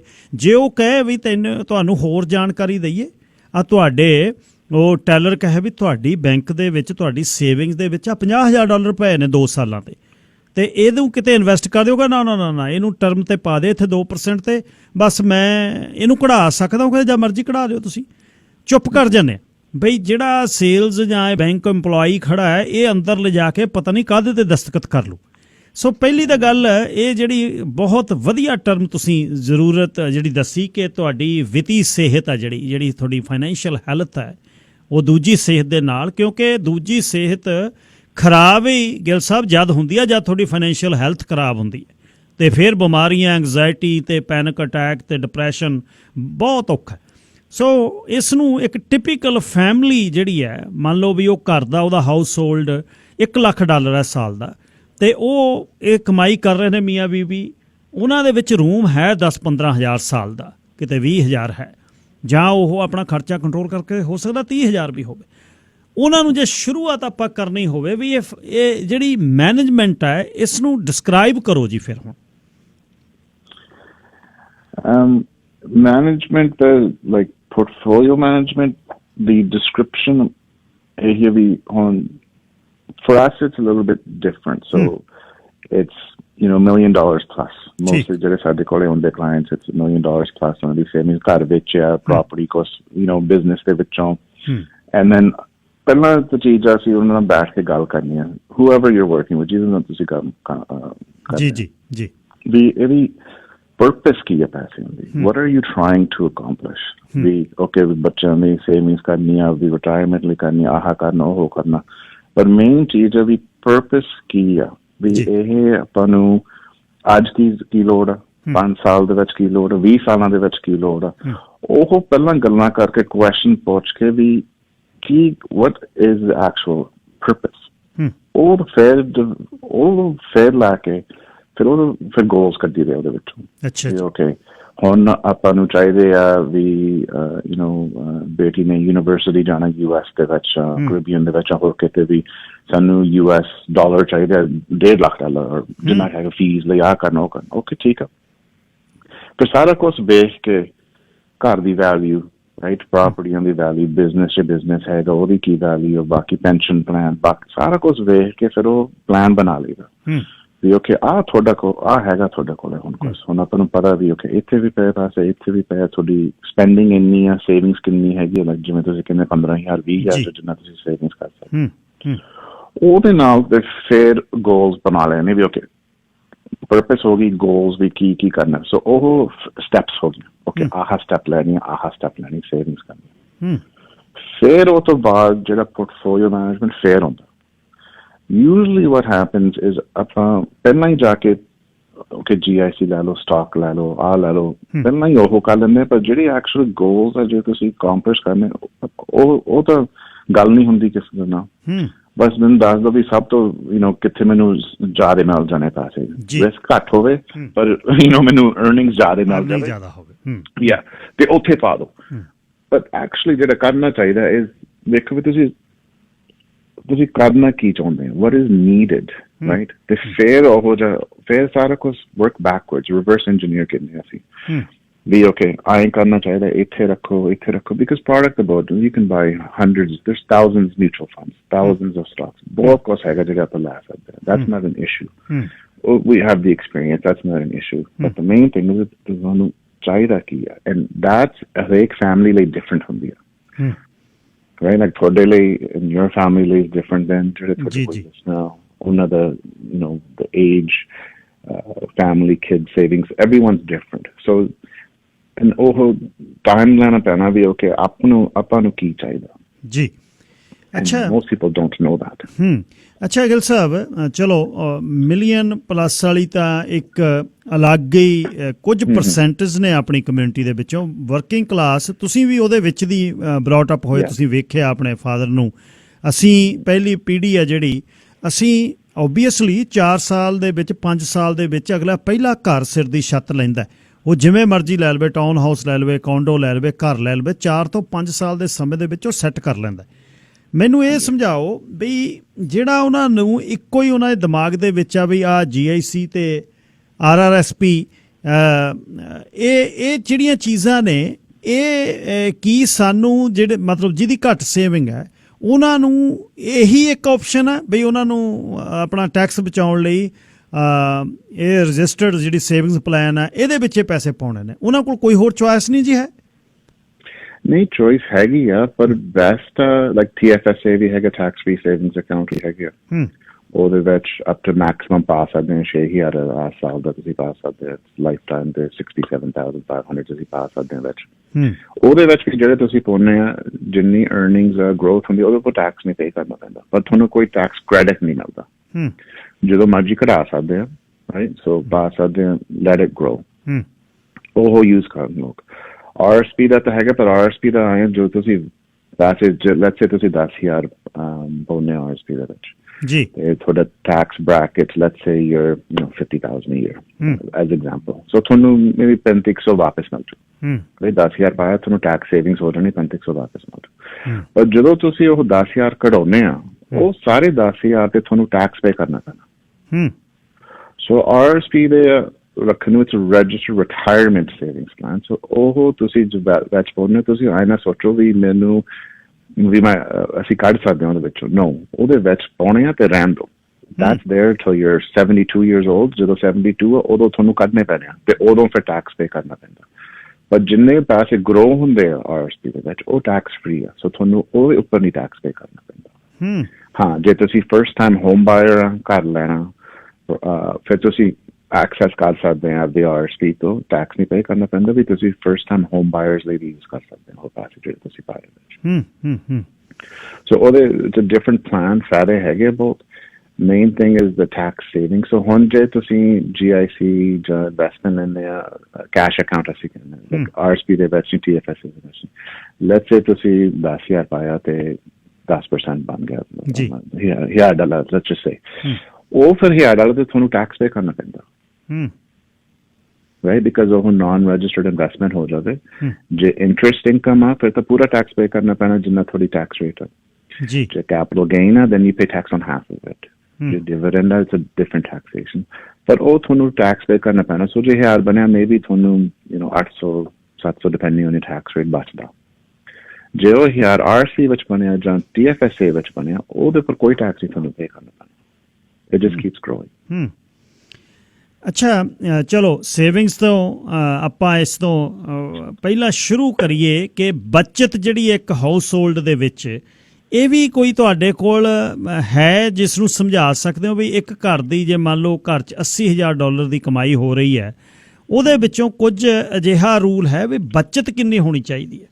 ਖਰਚ ਨੂੰ ਤਾਂ ਚਾਹੇ ਤੁਸੀਂ ਜਿਹੜਾ ਕੋਈ ਮਰਜ਼ੀ ਖਰਚ ਦਿਓ, ਪਰ ਕੁਝ ਤੁਸੀਂ ਜਿਹੜੇ ਇਹ ਐਕਸਪਰਟ ਹੋ, ਪ੍ਰੋਫੈਸ਼ਨਲ ਹੋ, ਕਿਉਂਕਿ ਮਨੀ ਕਿਤੋਂ ਆਉਂਦੀ ਹੈ ਤਾਂ ਹੀ ਉਹ ਇਨਵੈਸਟ ਹੋਣੀ ਹੈ, ਕੀ ਇੱਥੇ ਦੇ ਖਰਚਿਆਂ ਦੇ ਹਿਸਾਬ ਦੇ ਨਾਲ ਕੋਈ ਹੈ ਰੂਲ ਆਫ ਥੰਬ ਜਿਹਦੇ ਨਾਲ ਅਸੀਂ ਜਿਹੜੀ ਬੱਚਤ ਕਰਨੀ ਹੋਵੇ ਤਾਂ ਉਹ ਕਿੰਨੀ ਹੋਣੀ ਚਾਹੀਦੀ ਹੈ?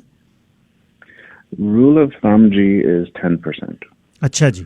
ਸੋ ਜਦੋਂ ਤੁਹਾਨੂੰ ਪੇ ਚੈੱਕ ਜਦੋਂ ਪੜ੍ਹਦੇ ਸੀਗੇ ਵੀ ਉਹ 10% ਆਪਦਾ ਰੱਖਿਆ ਕਰੋ। ਸੋ ਜਦੋਂ ਤੁਹਾਨੂੰ ਪੇ ਚੈੱਕ ਹੁੰਦੀ ਹੈ ਟੈਕਸ ਪੇ ਕਰਕੇ 10% ਆਪਦਾ ਸੈਪਰੇਟ ਅਕਾਊਂਟ ਵਿੱਚ ਹੀ ਪਹਿਲਾਂ ਹੀ ਰੱਖ ਲਓ ਵੀ ਉਹ ਪੈਸੇ ਹੱਥ ਨਹੀਂ ਲਾਉਣੇ, ਸੇਵਿੰਗਸ ਕਰਨੀ ਹੈ। ਉਹ ਤੋਂ ਬਾਅਦ ਫਿਰ ਤੁਹਾਡੇ ਖਰਚੇ ਤਾਂ ਲੱਗਣੇ, mortgage payments, gas, all those different things ਜਿਹੜੇ ਖਰਚੇ ਹੁੰਦੇ ਘਰ ਦੇ ਵਿੱਚ। ਪਰ ਉਹ rule of thumb is 10% save ਕਰ ਲਿਆ ਕਰੋ।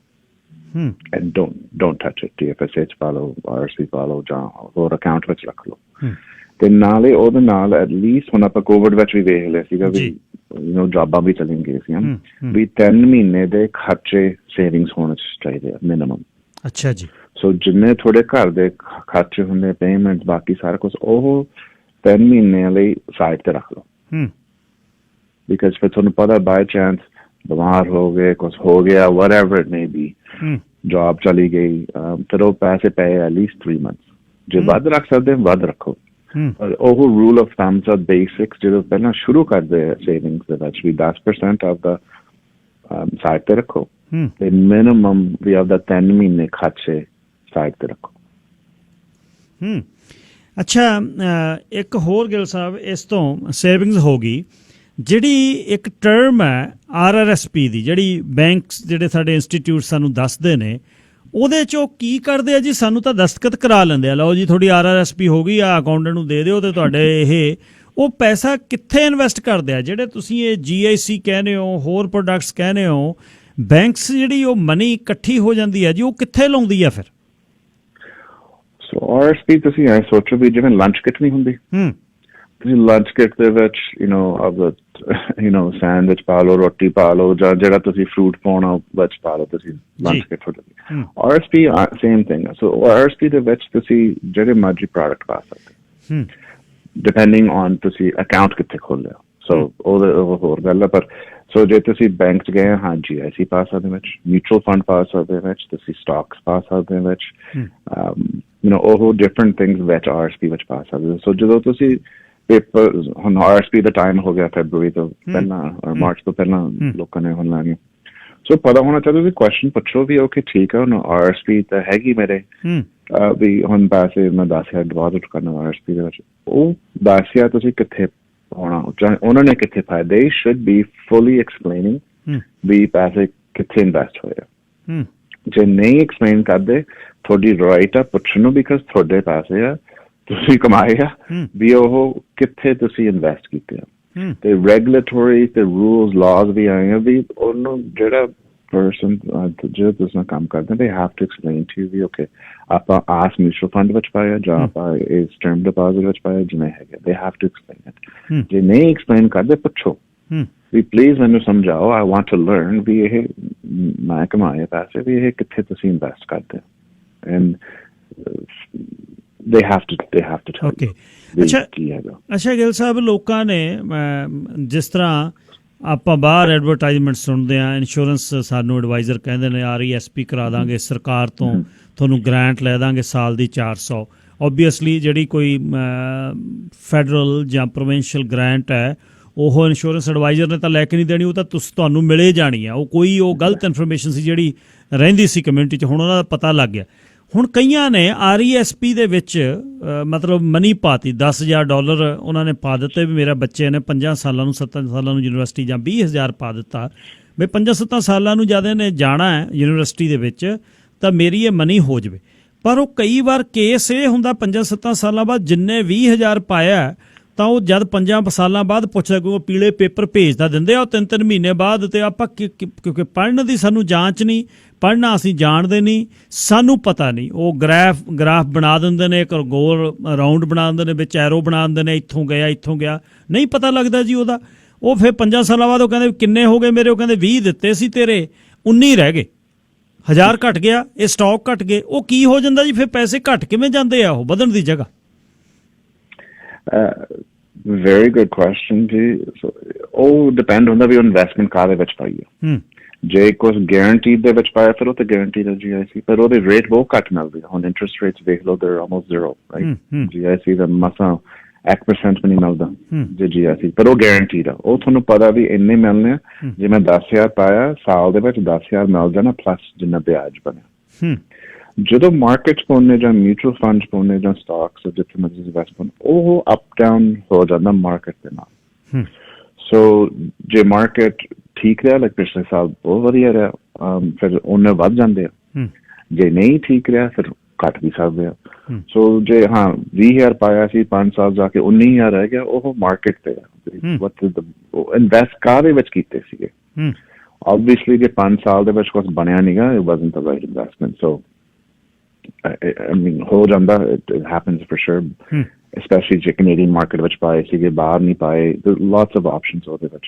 ਪਰ ਉਹ ਹੋ ਸਕਦਾ ਬਿਕਾਜ਼ ਤੁਸੀਂ ਜਿਵੇਂ ਹੁਣ ਘਰ ਦੀ ਵੈਲਿਊ ਆ, ਘਰ ਦੀ ਵੈਲਿਊ ਅਪ ਜਾਂਦੀ ਦਾ, ਪਰ ਉਹ ਆਪਾਂ ਰੋਜ਼ ਵੇਚਦੇ ਨਹੀਂ, ਬਿਕਾਜ਼ ਰੋਜ਼ ਆਪਾਂ ਕਿਹੜਾ ਵੇਚਣਾ, ਰਾਈਟ? ਪਰ ਆਪਾਂ ਨੂੰ ਪਤਾ ਟਾਈਮ ਦੇ ਨਾਲ 5 ਸਾਲ 10 ਸਾਲ 20 ਸਾਲ ਵੀ ਇਹ ਵੈਲਿਊ ਇਹਦੀ, ਸਪੈਸ਼ਲੀ ਜਿੱਥੇ ਆਪਾਂ ਰਹਿੰਦੇ ਹਾਂ, ਵੀ ਉੱਪਰ ਹੀ ਜਾਂਦੀ ਹੈ। not every year, ਕੋਈ ਵਾਰੀ ਘੱਟ ਵੀ ਜਾਂਦੀ ਹੈ, ਪਰ ਆਪਾਂ ਉਸ ਟਾਈਮ ਵੇਚਣਾ ਨਹੀਂਗਾ। ਜਿਹੜੇ ਤੁਹਾਡੇ ਇਨਵੈਸਟਮੈਂਟਸ ਹੈ, ਇਟਸ ਦ ਸੇਮ ਥਿੰਗ, ਪਰ ਇਨਵੈਸਟਮੈਂਟਸ ਆ ਤੁਸੀਂ ਰੋਜ਼ ਵੇਖ ਸਕਦੇ ਹੋ ਇਹਦੀ ਵੈਲਿਊ ਕੀ ਹੈ। That's the difference। ਰੋਜ਼ ਵੇਚ ਸਕਦੇ ਹਾਂ, ਰੋਜ਼ ਲੈ ਸਕਦੇ ਹਾਂ ਵੀ ਜਦੋਂ ਪ੍ਰੋਪਰਟੀ ਦੇ ਵਿੱਚ ਉਹ ਆਪਾਂ ਰੋਜ਼ ਤਾਂ ਕਰਨਾ ਨਹੀਂ ਗਾ, it doesn't work that way। ਪਰ ਜਿਹੜੀ ਇਹ ਇਨਵੈਸਟਮੈਂਟਸ ਆ, you can do it every day। ਸੋ ਉਹਦੇ ਨਾਲ that's the difference. ਤੇ ਨਾਲ ਜਦੋਂ ਕੀਮਤ ਘਟ ਵੀ ਜਾਂਦੀ ਆ ਨਾ ਵੇਚੋ ਤਾਂ ਜੇ ਪੈਸੇ ਚਾਹੀਦੇ ਡਿਫਰੈਂਟ ਸਟੋਰੀ, ਪਰ ਉਹ ਵੱਧ ਵੀ ਜਾਂਦੀ ਆ। ਸੋ ਉਹਦੇ ਨਾਲ ਜਿਹੜੀ ਇਨਵੈਸਟਮੈਂਟ ਦੇ ਵਿੱਚ ਪਾਈ ਆ ਉਹਦੇ ਤੇ ਫਰਕ ਪੈਂਦਾ। ਗਿੱਲ ਸਾਹਿਬ, ਸਟਾਕਸ ਦੀ ਜਦ ਗੱਲ ਕਰਦੇ ਆ, ਜਦ ਨਵੇਂ ਆਏ ਨਾ, ਸਵੇਰੇ ਜਿਮ ਜਾਣਾ, 2-4 ਭਾਈਚਾਰੇ 'ਚੋਂ ਹੋਣੇ, ਉਹਨਾਂ ਨੇ ਵੀ ਜਿਮ 'ਚ ਬੈਠੇ ਹੋਣਾ, ਅਸੀਂ ਤਾਂ ਟੈਕਸੀ ਚਲਾ ਕੇ ਹੰਭ ਕੇ ਹੱਥ ਨੇ ਜਾਣਾ, ਤਾਂ ਉਹਨਾਂ ਨੇ ਕਹਿਣਾ ਕੀ ਕਰਦੇ ਹੋ? ਟੈਕਸੀ ਚਲਾਉਂਦੇ ਆ ਜੀ। ਓਹੋ ਛੋਟੇ ਭਾਈ, ਇਹ ਕੀ ਕਰਦਾ? ਮੈਂ ਤਾਂ 4 ਵਜੇ ਸਵੇਰੇ ਬੈਠਿਆ ਕੰਪਿਊਟਰ ਤੇ, 6 ਵਜੇ ਉੱਠ ਖੜਿਆ ਤੇ ਡਾਲਰ 2000 ਬਣਾ ਲਿਆ ਮੈਂ ਤਾਂ। ਸਾਨੂੰ ਲੱਗਣਾ ਵੀ 2000 ਤਾਂ ਮਹੀਨੇ 'ਚ ਬਣਾਉਣੇ ਆ ਅਸੀਂ। ਉਹ ਸਟਾਕ ਕਿਹੜੇ ਨੇ ਜਿਹੜੇ ਇਸ ਤਰ੍ਹਾਂ 2 ਘੰਟੇ 'ਚ ਬਣਦੇ ਨੇ ਜੀ? ਉਹਨਾਂ ਬਾਰੇ ਵੀ ਦੱਸਿਓ। ਇਹ ਕਮਿਊਨਿਟੀ 'ਚ ਬਹੁਤ ਗੱਲ ਆ ਵੀ ਬਹੁਤ ਪੈਸੇ ਸਟਾਕਾਂ 'ਚ ਬਹਿੰਦੇ ਨੇ, ਬਹਿਣਾ ਸਵੇਰੇ ਤੇ ਪੈਸੇ ਬਣਾ ਕੇ ਉੱਠ ਖੜਨਾ, ਉਹਨਾਂ ਬਾਰੇ ਵੀ ਸਮਝਾਇਓ। ਮੈਂ ਸ਼ੁਰੂ ਤੋਂ ਕੱਲੀ ਚੀਜ਼ ਤੁਹਾਨੂੰ ਅੱਜ ਪੁੱਛਣੀ ਚਾਹੁੰਦਾ ਆਉਣ ਵਾਲੀਆਂ ਸੈਗਮੈਂਟਸ, ਉਹ ਸਟਾਕ ਕੀ ਨੇ ਜੀ? ਉਹ ਸੋ ਜਿਹੜਾ ਸਟਾਕ ਮਾਰਕੀਟ ਆ, it's uh market of stock. So ਜਿਹੜੀ ਕੰਪਨੀ ਆ, ਹੁਣ ਤੁਸੀਂ ਆਪਦਾ ਵੇਖ ਲਓ, ਤੁਸੀਂ ਰੋਜ਼ ਕੀ ਯੂਜ਼ ਕਰਦੇ ਆ? ਆਪਦਾ ਫੋਨ ਯੂਜ਼ ਕਰਦੇ ਆ, ਭਾਈ ਐਪਲ ਦੇ ਸਟਾਕ ਲੈ ਸਕਦੇ। ਤੁਸੀਂ ਕ੍ਰੈਡਿਟ ਕਾਰਡ ਬੈਂਕ ਯੂਜ਼ ਕਰਦੇ ਆ, ਵੀਜ਼ਾ ਲੈ ਸਕਦੇ ਆ। ਤੁਸੀਂ ਬੈਂਕਿੰਗ ਯੂਜ਼ ਕਰਦੇ ਆ, ਬੈਂਕ ਦੇ ਸ਼ੇਅਰ ਲੈ ਸਕਦੇ ਆ। ਸੋ ਜਿਹੜੀ ਕੰਪਨੀ ਆ ਉਹਦੇ ਵਿੱਚ ਤੁਸੀਂ ਸ਼ੇਅਰ ਬਾਏ ਕਰ ਸਕਦੇ ਵੀ, ਤੁਸੀਂ ਵੀ ਫਿਰ ਛੋਟਾ ਜਿਹਾ ਓਨਰਸ਼ਿਪ ਲੈਂਦੇ ਉਹਦੇ ਵਿੱਚ। ਠੀਕ ਹੈ। ਤੇ ਉਹਦੇ ਨਾਲ ਜਿਹੜੇ ਉਹ ਸਾਰੀਆਂ ਕੰਪਨੀਆਂ ਹੈਗੀਆਂ ਉਹ ਫਿਰ ਸਟਾਕ ਮਾਰਕੀਟ ਹੋ ਜਾਂਦਾ। ਸੋ ਯੂਜੂਅਲੀ ਜਿਹੜੇ ਕੰਪਨੀਆਂ ਉੱਥੇ ਹੁੰਦੀਆਂ ਉਹਨਾਂ ਨੂੰ ਲਿਸਟ ਕਰਦੇ ਆ ਬਿਕਾਜ਼ ਉਹਨਾਂ ਨੂੰ ਪੈਸੇ ਚਾਹੀਦੇ ਸੀਗੇ ਕੰਪਨੀ ਗਰੋ ਕਰਨ ਨੂੰ, ਡਿਫਰੈਂਟ ਥਿੰਗਸ ਜਿਹੜੀ ਕੰਪਨੀਆਂ ਕਰਦੀਆਂ। ਫਿਰ ਉਹ ਤੁਸੀਂ ਫਿਰ ਸ਼ੇਅਰ ਹੋਲਡਰ ਬਣ ਜਾਂਦੇ ਕੰਪਨੀ ਦੇ ਵਿੱਚ। ਸੋ ਜਿਵੇਂ ਕੰਪਨੀ ਵਧੀਆ ਕਰੀ ਜਾਂਦੀ ਹੈ, like Apple is been great company, ਜਿਵੇਂ ਉਹਦੇ ਸ਼ੇਅਰ ਪ੍ਰਾਈਸ ਵਧੀ ਜਾਂਦੇ, ਉਹਨੇ ਜਿੰਨੇ ਤੁਹਾਡਾ ਵੈਲਿਊ ਆ ਉਹ ਸ਼ੇਅਰ ਦੇ ਵਿੱਚ, ਉਵੇਂ ਉਹ ਵਧੀ ਜਾਂਦਾ ਜੀ। ਜੇ ਕੰਪਨੀ ਲੈਟਸ ਸੇ ਕੋਈ ਤੇਲ ਵਾਲੀ ਸੀ, ਆਇਲ ਐਂਡ ਗੈਸ ਵਾਲੀ ਸੀ, ਉਹ ਹੈਜ਼ਨਟ ਬੀਨ ਗੁੱਡ। ਸੋ ਜਿੰਨੀ ਉਹਦੀ ਪ੍ਰਾਈਸ ਥੱਲੇ ਘਟੀ ਗਈ, ਉਨੀ ਫਿਰ ਤੁਹਾਡੀ ਪ੍ਰਾਈਸ ਵੀ, ਤੁਹਾਡਾ ਵੈਲਿਊ ਵੀ ਉਹਦੇ ਵਿੱਚ ਘਟ ਜਾਣਾ। ਜਿਹੜੇ ਤੁਸੀਂ ਉਹ ਗੱਲ ਕਰਦੇ ਵੀ $2000 ਬੈਠ ਕੇ 2 ਘੰਟੇ ਦੇ ਵਿੱਚ ਔਰ ਦਿੰਦੇ ਆ, that's actually more gambling. It's day trading.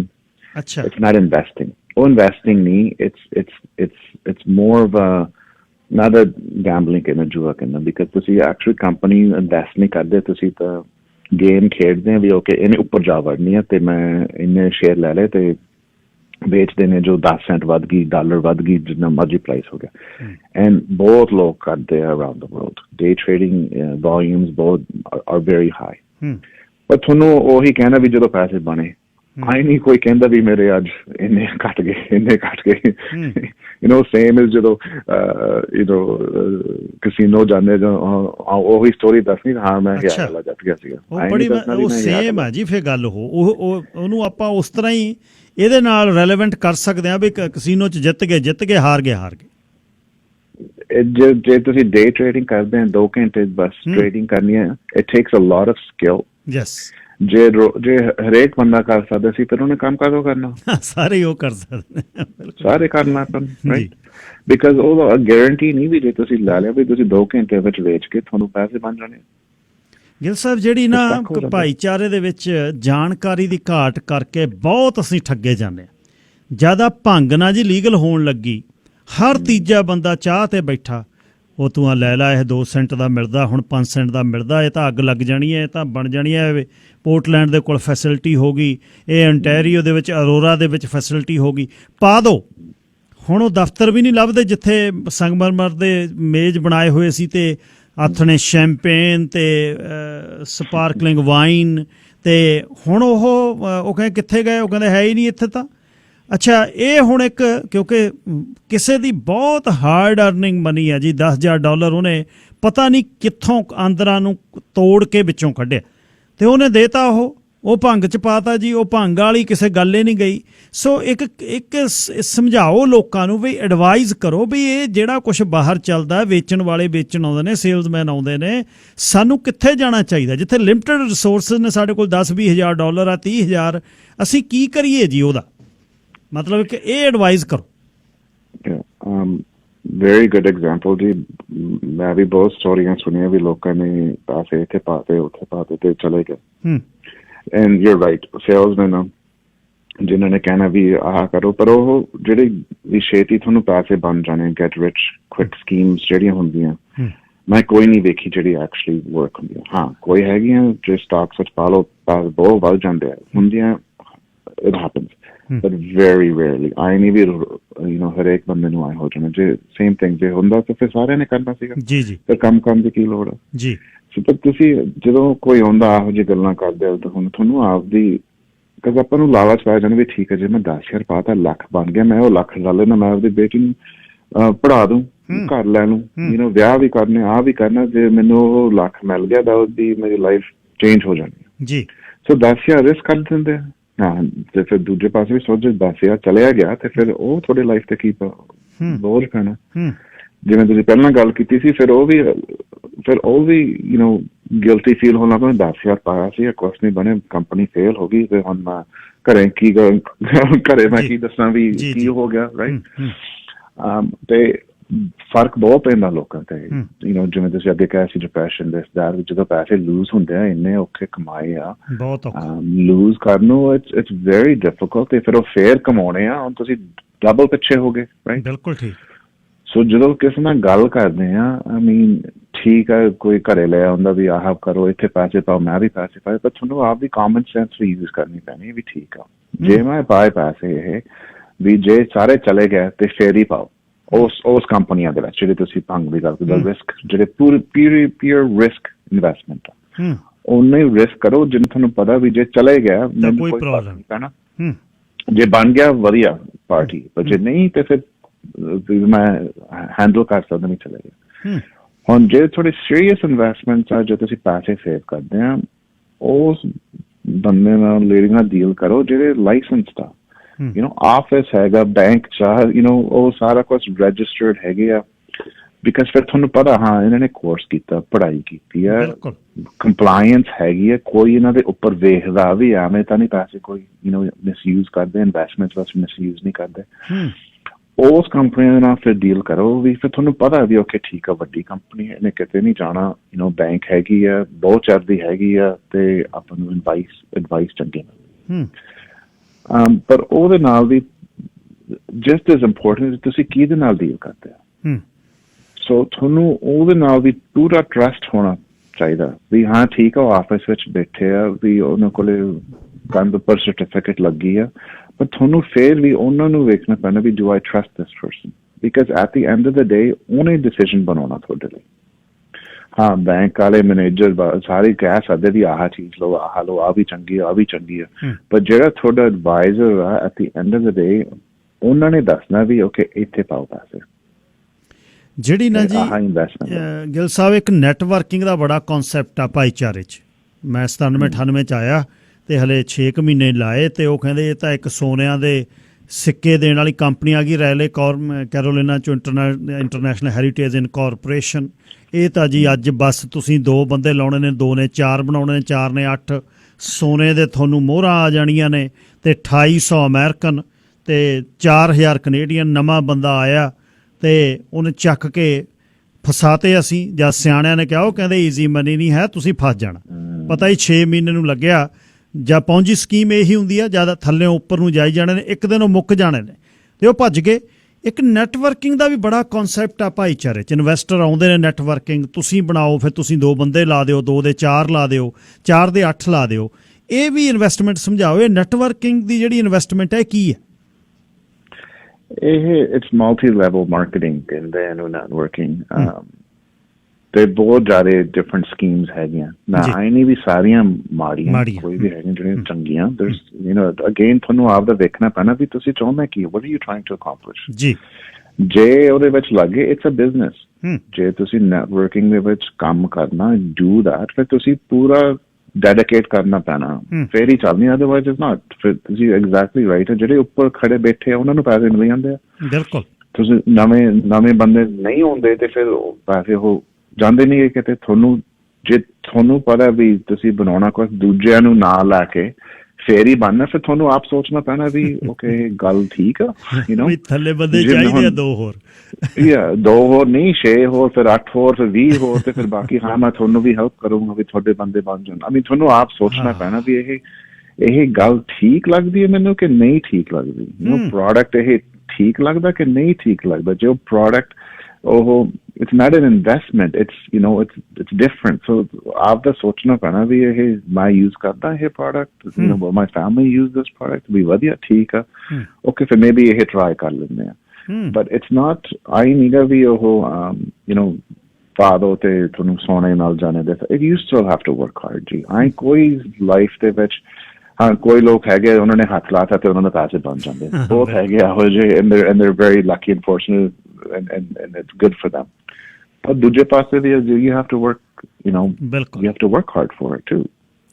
Gill ਸਾਹਿਬ ਬੜਾ ਆਨੰਦ ਆਉਂਦਾ ਹੈ ਤੇ ਮੈਂ ਕੰਟੀਨਿਊ ਤੁਹਾਡੇ ਨਾਲ ਅੱਧਾ ਘੰਟਾ ਗੱਲ ਕੀਤੀ ਆ, ਬ੍ਰੇਕ ਨਹੀਂ ਲਈ, ਮੇਰੇ ਬ੍ਰੇਕ ਹੋ ਗਏ ਇਕੱਠੇ। ਹੁਣ ਅਗਲੇ ਮੰਗਲਵਾਰ ਮੈਂ ਗੱਲਬਾਤ ਤੁਹਾਡੇ ਨਾਲ ਸ਼ੁਰੂ ਕਰਨੀ ਹੈ, ਤਾਂ ਅੱਜ ਮੈਂ ਆਪਾਂ ਜਰਨਲ ਜੀ ਗੱਲ ਸ਼ੁਰੂ ਕੀਤੀ, ਗੱਲਾਂ 'ਚੋਂ ਗੱਲਾਂ ਨਿਕਲਣਗੀਆਂ। ਅਗਲੀ ਵਾਰ ਆਪਾਂ ਮੇਜਰ ਜਿਹੜੀ ਸਾਡੀ ਇਨਵੈਸਟਮੈਂਟ ਆ ਉਹ ਸਾਡੀ ਘਰ ਦੀ ਇਨਵੈਸਟਮੈਂਟ ਹੈ, ਉਹਦੇ ਤੋਂ ਉਹਦੀ ਸੇਵਿੰਗਸ ਦੇ ਵਿੱਚੋਂ ਕਿੱਥੇ ਕੀ ਕਰਨਾ ਚਾਹੀਦਾ, ਘਰ ਫ੍ਰੀ ਕਰਕੇ ਰੱਖਣੇ ਚਾਹੀਦੇ ਨੇ ਜਾਂ ਉਹਦੀ ਐਕੁਇਟੀ ਕਿਤੇ ਵਰਤੀ ਜਾ ਸਕਦੀ ਹੈ। ਅਗਲੇ ਮੰਗਲਵਾਰ ਆਪਾਂ ਇੱਥੋਂ ਹੀ ਚੱਲਾਂਗੇ ਜੀ। ਧੰਨਵਾਦ, ਤੁਹਾਡੇ ਸਮੇਂ ਦਾ ਬਹੁਤ ਵਧੀਆ ਗੱਲਬਾਤ ਹੋਈ ਹੈ ਤੇ ਬੜਾ ਆਨੰਦ ਆਉਂਦਾ ਤੁਹਾਡੇ ਨਾਲ ਗੱਲਬਾਤ ਕਰਕੇ। Very good. Thank you ਜੀ, ਸਤਿ ਸ਼੍ਰੀ ਅਕਾਲ ਸਾਰੇ ਲਿਸਨਰਸ ਨੂੰ, ਤੇ thank you Harjit Singh for ਇਹ ਇੰਪੋਰਟੈਂਟ ਟਾਪਿਕ ਲੈ ਕੇ ਆਉਣ ਵਾਸਤੇ ਲਿਸਨਰਸ ਨੂੰ। ਸਤਵੀਰ ਸਿੰਘ ਗਿੱਲ, ਸੈਟ ਗਿੱਲ ਹੋਣੀ ਪੋਰਟਫੋਲੀਓ ਮੈਨੇਜਰ ਨੇ। ਗਿੱਲ ਗਰੁੱਪ ਇਹਨਾਂ ਦਾ ਇੱਕ ਬਹੁਤ ਵੱਡਾ ਗਰੁੱਪ ਹੈ ਜਿਹਦੇ ਵਿੱਚ ਸਾਰੇ ਪ੍ਰੋਫੈਸ਼ਨਲ ਨੇ। ਉਹਦੇ ਬਾਰੇ ਵੀ ਆਉਣ ਵਾਲੇ ਦਿਨਾਂ 'ਚ ਫਿਰ ਜਾਣਕਾਰੀ ਦੇਵਾਂਗੇ। ਪਹਿਲਾਂ ਭੂਮਿਕਾ ਬੰਦ ਮੈਂ ਬਿਠਾਉਣ ਜੋਗਾ ਤੁਹਾਨੂੰ ਕਰਾਂ, ਫਿਰ ਨੈਕਸਟ ਅੱਗੇ ਚੱਲਾਂਗੇ। Thank you again. Thank you. Set Gill ਗੱਲਬਾਤ ਕਰ ਰਹੇ ਸੀ ਐਬਸਫੋਰਡ ਤੋਂ। ਮੈਂ ਹੁਣ ਅਗਲੇ ਹਫ਼ਤੇ ਨਾ ਤੁਹਾਨੂੰ, ਅੱਜ ਮੈਂ ਇਹ ਥੋੜ੍ਹਾ ਜਿਹਾ ਉੱਪਰਲੀ ਤੁਹਾਨੂੰ ਗੇੜਾ ਦਿੱਤਾ, ਅਗਲੇ ਹਫ਼ਤੇ ਨਾ ਫਿਰ ਤੁਹਾਨੂੰ ਗਲੀਆਂ ਦੇ ਵਿੱਚ ਦੀ ਆਪਾਂ ਪਾਉਣਾ। ਹੁਣ ਤਾਂ ਫਿਰਨੀ 'ਚ ਗਏ ਆਪਾਂ ਵੀ ਕਿੱਥੋਂ ਪੈਸਾ ਨਿਕਲ ਕੇ ਕਿੱਥੇ ਜਾ ਸਕਦਾ। ਈਜ਼ੀ ਮਨੀ ਕਿਤੇ ਨਹੀਂ, ਇੱਕ ਸੁਣ ਲਓ, ਕੰਨ ਖੋਲ ਕੇ ਸੁਣ ਲਓ, ਕੋਈ ਵੀ ਈਜ਼ੀ ਮਨੀ ਨਹੀਂ ਕਿਤੇ। ਬਸ ਹੱਕ ਹਲਾਲ ਦੀ ਉਹ ਕਮਾਈ ਹੈ ਤੇ ਹੱਕ ਹਲਾਲ ਦੀ ਉਹ ਰਹਿਣੀ ਹੈ। ਇਹ ਬਹੁਤ ਸੱਚ ਹੈ। ਹਰਾਮ ਦੇ ਪੈਸੇ ਤੁਹਾਡੇ ਕੋਲ ਨਹੀਂ ਰਹਿਣੇ। ਆਪਣੇ ਵੱਲੋਂ 100% ਕਲੀਅਰ ਕਰੋ। ਤੇ ਕਦੇ ਵੀ ਇੱਕ ਹੋਰ ਸਲਾਹ ਤੁਹਾਨੂੰ ਤਜਰਬੇ 'ਚੋਂ ਹੀ ਦੇਵਾਂ, ਉਨੀ ਉਹ ਚੀਜ਼ ਲੈ ਲਓ ਜਿੰਨੀ ਖੁਦ ਅਫੋਰਡ ਕਰਦੇ ਹੋ। ਆਪਣੇ ਨਾਲ ਇਉਂ ਨਾ ਕਰੋ ਮੈਂ ਫਲਾਣੇ ਨੂੰ ਕਰਾ ਦਿਆਂ, ਮੈਂ ਫਲਾਣੇ ਨੂੰ ਕਰਾ ਦਿਆਂ। ਜਿੱਦਣ ਵੱਧ ਗਈ ਤਾਂ ਫਿਰ ਤਮਗੇ ਨੇ, ਜਿੱਦਣ ਘਟ ਗਈ ਤੇ ਫੇਰ ਗੱਲਾਂ ਨੇ। ਸੋ ਓਨਾ ਹੀ ਕਰ ਲਓ ਜਿੰਨੇ ਤੁਹਾਡੇ ਕੋਲ ਪੈਸੇ ਨੇ। ਹੁਣ ਆਪਾਂ ਅਗਲੇ ਮੰਗਲਵਾਰ ਗੱਲਬਾਤ ਕਰਾਂਗੇ ਵੀ ਕਿੱਥੋਂ ਇਨਵੈਸਟਮੈਂਟ, ਜੇ ਜਮ੍ਹਾਂ ਨਹੀਂ ਹੁੰਦੇ ਕਿੱਥੇ ਪੈਸਾ ਪਿਆਲ ਦਾਲੇ, ਜਿੱਥੋਂ ਕੱਢ ਕੇ ਤੁਸੀਂ ਇੱਕ ਪੈਰਲਲ, ਚਾਹੇ $500 ਮਹੀਨੇ ਦਾ ਬਣੇ, 6000 ਸਾਲ ਦਾ ਬਣੇ, 10 ਸਾਲਾਂ 'ਚ 60,000 ਹੋ ਜੂ। 60,000 ਦੇ ਨਾਲ ਬਹੁਤ ਕੁਝ ਸਮਰ ਜਾਂਦਾ। ਇਸ 'ਤੇ ਗੱਲਬਾਤ ਕਰਾਂਗੇ। ਜਿਹੜੀ ਇੱਕ ਗੱਲ ਕਹਿੰਦੇ ਚੱਲੀ ਹੈ ਨਾ ਭਾਈਚਾਰੇ 'ਚ, ਇੱਕ ਘਾਰੇ ਫਸਾ ਲਓ, ਉਹ ਫਸਾਉਣ ਵਾਲੀ ਗੱਲ ਕਿਤੇ ਹੋਰ ਚੱਲਦੀ ਆ। ਫਸਾਉਂਦੇ ਹੁੰਦੇ ਨੇ ਠੱਗ, ਫਸਾਉਣਾ ਨਹੀਂ, ਅੜੰਗਣਾ ਨਹੀਂ ਸ਼ਬਦ ਬੋਲਣਾ। ਆਪਾਂ ਗੱਲ ਕਰਨੀ ਆ ਸੋਲਿਡ, ਜਿਹੜਾ ਤੁਹਾਡਾ ਦਿਮਾਗ ਰਾਤ ਨੂੰ ਸੌਂ ਸਕੋ ਤੇ ਤੁਹਾਨੂੰ ਉਹ ਪੈਸੇ ਨੇ ਕੱਖ ਨਹੀਂ ਦੇਣਾ ਜਿਹਨੇ ਤੁਹਾਨੂੰ ਕੁੱਬਾ ਕਰਤਾ, ਜਿਹਨੇ ਡੈਪਰ ਲੱਗਣੇ ਸ਼ੁਰੂ ਕਰਤੇ, ਜਿਹਨੇ ਰਾਤ ਨੂੰ ਹਿੱਕ ਤੇ ਦਰਦ ਦਿੱਤਾ, ਉਹਨੇ ਤੁਹਾਨੂੰ ਡਾਲਰਾਂ ਨੇ ਕੁਛ ਨਹੀਂ ਕਰਨਾ।